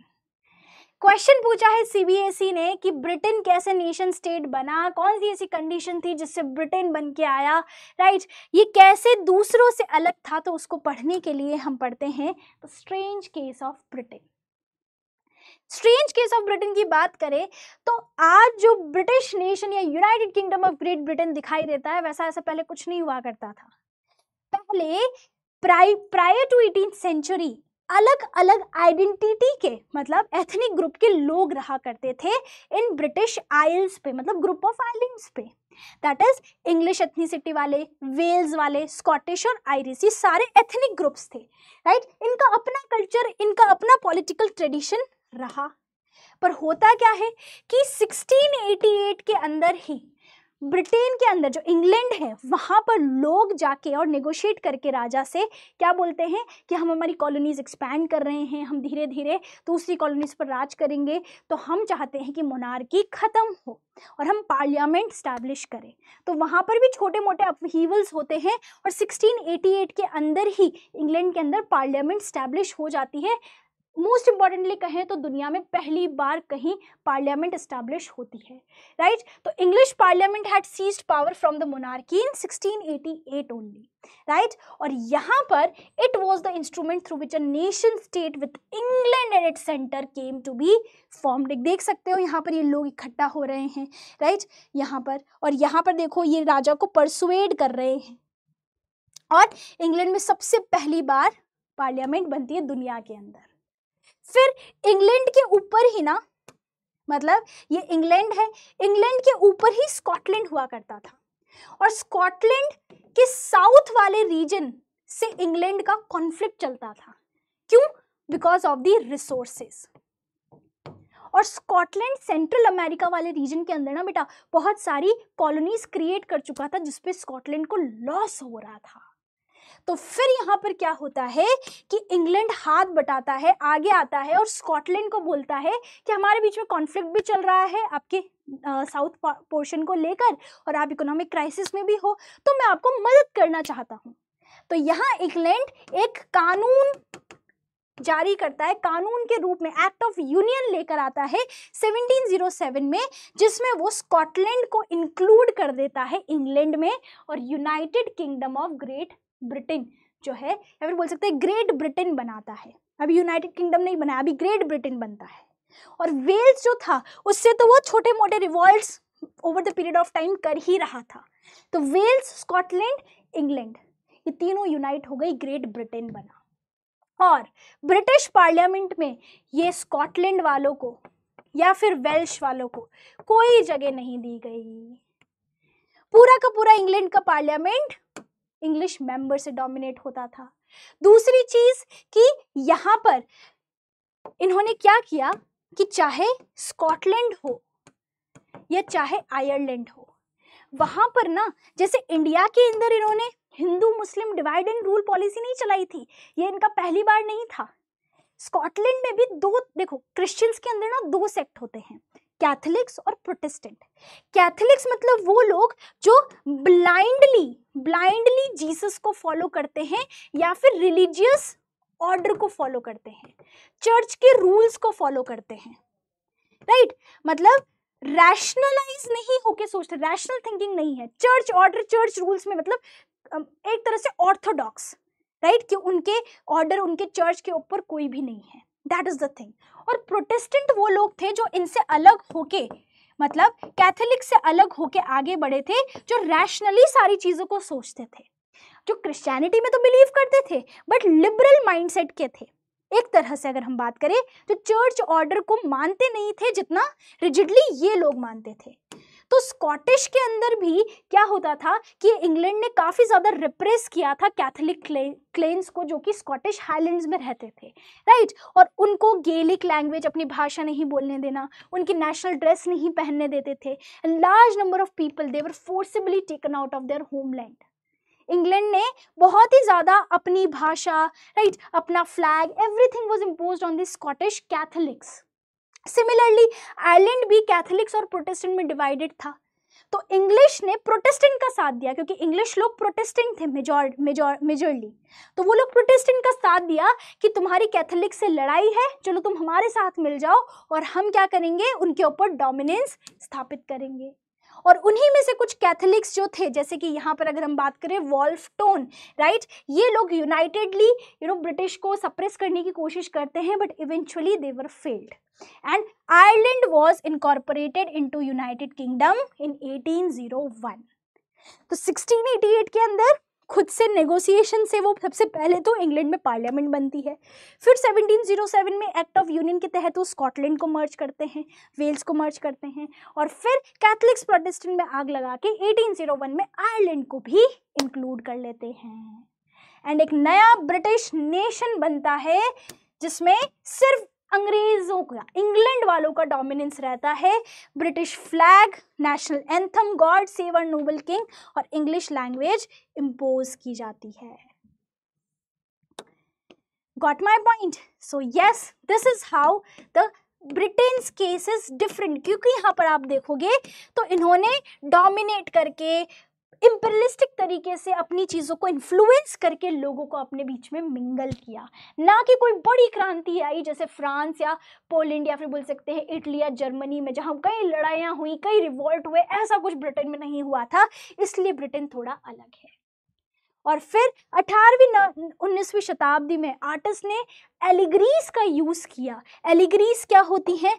तो कभी भी आप किसी चीज़ को, जैसे आप देखते हो, एलिगरीज का मतलब होता है किसी भी थॉट को आप सिंबल या पिक्चर के थ्रू रिप्रेजेंट करते हो, उसको एलिगरी कहते हैं। जैसे आपको किसी के लिए लव जैसी फीलिंग है तो आप हार्ट का इमोजी भेजते हो। जब आप ये व्हील देखते हो धर्म चक्र बुद्धा का, तो वो रिप्रेजेंट होता है। ये इसका मतलब क्या होता है? विक्ट्री। मतलब when you use some pictures और symbols to basically portray a message और एड्रेस समथिंग। इसका मतलब थम्स अप या लाइक। जब भी आप नाजी का ये झंडा देखते हो तो नाजिज्म याद आता है, राइट? तो आर्टिस्ट ने ना कई सारी एलिगरी मतलब सिंबॉलिक एक्सप्रेशन यूज करने की कोशिश करी किसी आइडिया को रिप्रेजेंट करने के लिए। फ्रेंच रिवोल्यूशनरी आर्टिस्ट ने लिबर्टी, जस्टिस और रिपब्लिक जैसे आइडियाज को पोर्ट्रे किया, राइट? और यहाँ पर अगर हम बात करें तो जस्टिस को वो कैसे रिप्रेजेंट करते थे? ब्लाइंड फोल्डेड, विंग, स्केल्स, एक स्वॉर्ड है हाथ में। तो फ्रेंच रिवोल्यूशनरीज जस्टिस को ऐसे रिप्रेजेंट करते थे। दूसरी तरफ फ्रांस की जो एलिगरी बनी, जैसे इंडिया की एलिगरी थी भारत माता, फ्रांस की एलिगरी बनी मेरियाने, right? She became the allegory of a French nation.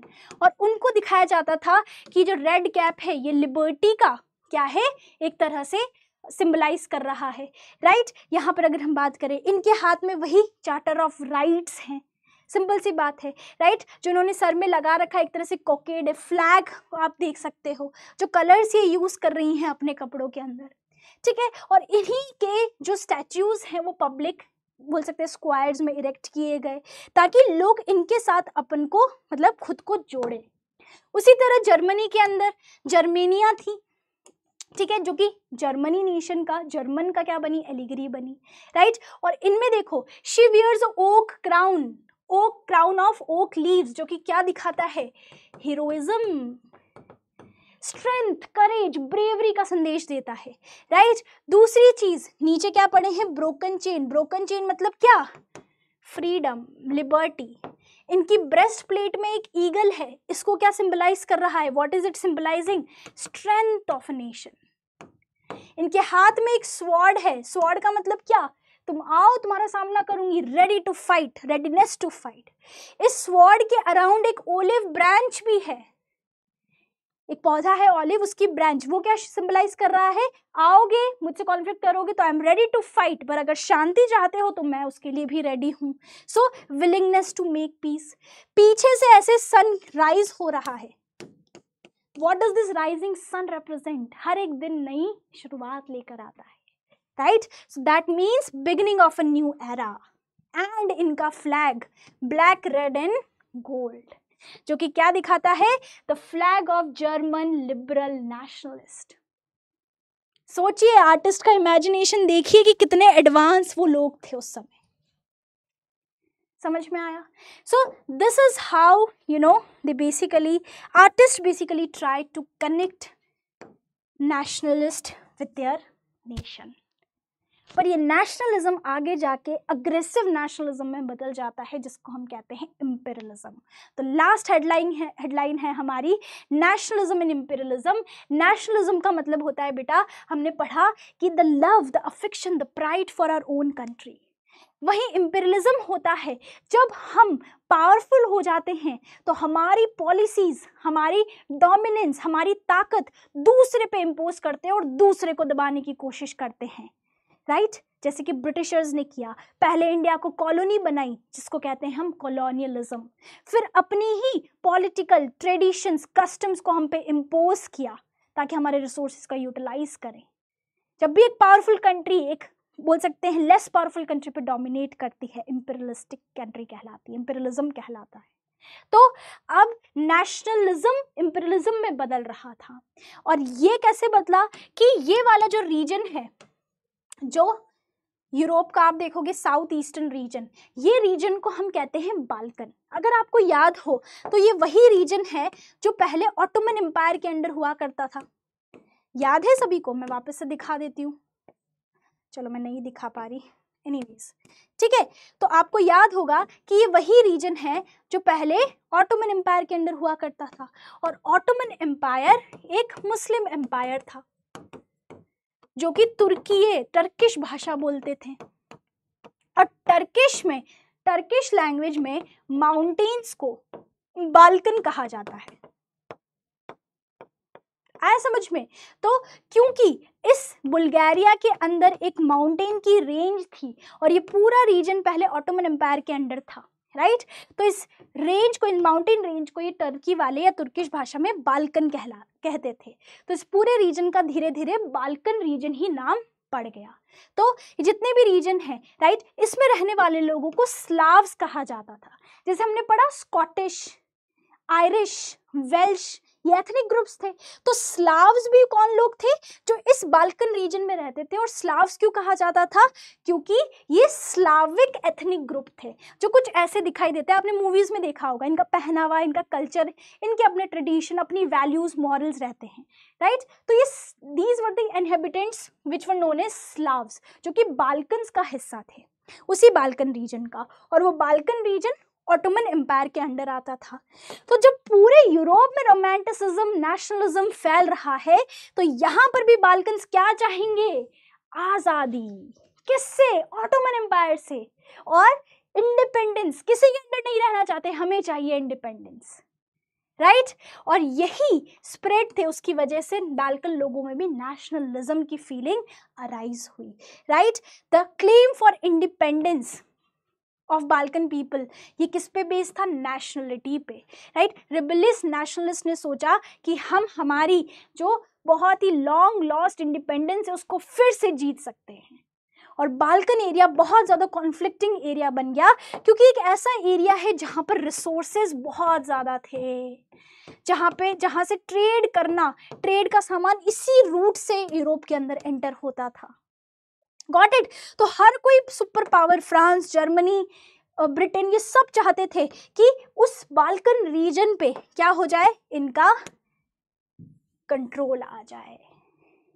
और 1914 तक आते आते Russia, Germany, England, Austria, Hungary, ये सब चाहते थे कि बाल्कन रीजन पे इनका कंट्रोल हो, क्योंकि बाल्कन रीजन में ऑलरेडी कॉन्फ्लिक्ट है, लोग यूनाइटेड नहीं थे, लोग वहाँ नेशनलिस्ट की डिमांड, इंडिपेंडेंस की डिमांड कर रहे हैं, राइट। और वो रीजन बहुत ही रिसोर्स रिच रीजन है, सेंटर में आता है ट्रेड के, तो सभी लोग चाहते थे उस पर कंट्रोल हो।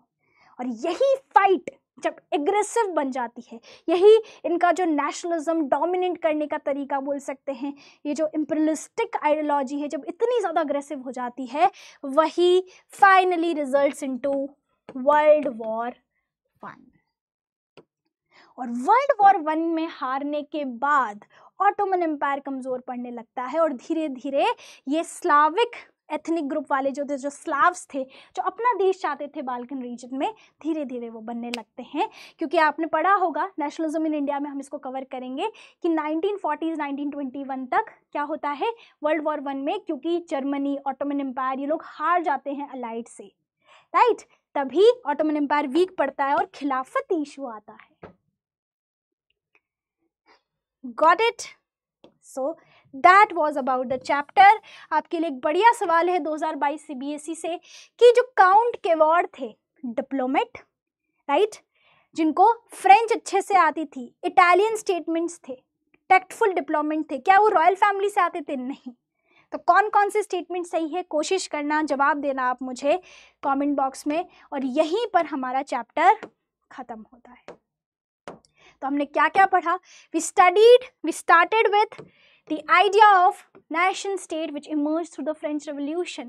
नेपोलियनिक कोड का क्या इम्पैक्ट रहता है पूरे यूरोप पे, फिर नेपोलियन को हरा के ट्रीटी ऑफ वियना होती है, राइट। उसके बाद 1821 से ही ग्रीक वॉर ऑफ इंडिपेंडेंस शुरू हो जाता है, 1830 में जुलाई रेवोल्यूशन ऑफ फ्रांस, फिर बेल्जियम, नीदरलैंड से इंडिपेंडेंस की डिमांड करता है, और धीरे धीरे पूरे यूरोप में फ्रांस से इंस्पायर होके लिबरल्स रिवॉल्ट करना शुरू करते हैं बाय द ईयर ऑफ 1848। 1848 में जर्मनी में भी जो नेशनलिस्ट थे वो फ्रैंकफर्ट पार्लियामेंट बनाते हैं, राइट। और उसके बाद इटली का भी यूनिफिकेशन और जर्मनी का यूनिफिकेशन होना, and finally nationalism, Slav nationalism arise होना ऑटोमन एम्पायर में, which eventually leads to world war 1। That is it for today. We are done with one of the most interesting and bulky chapter of history. ऐसे ही step by step timeline को याद रखिएगा, पूरा content आपको मिल जाएगा. Please share with your friends, family and let me know if you like this session. Thank you so much. Love you all. God bless you all. All the very best.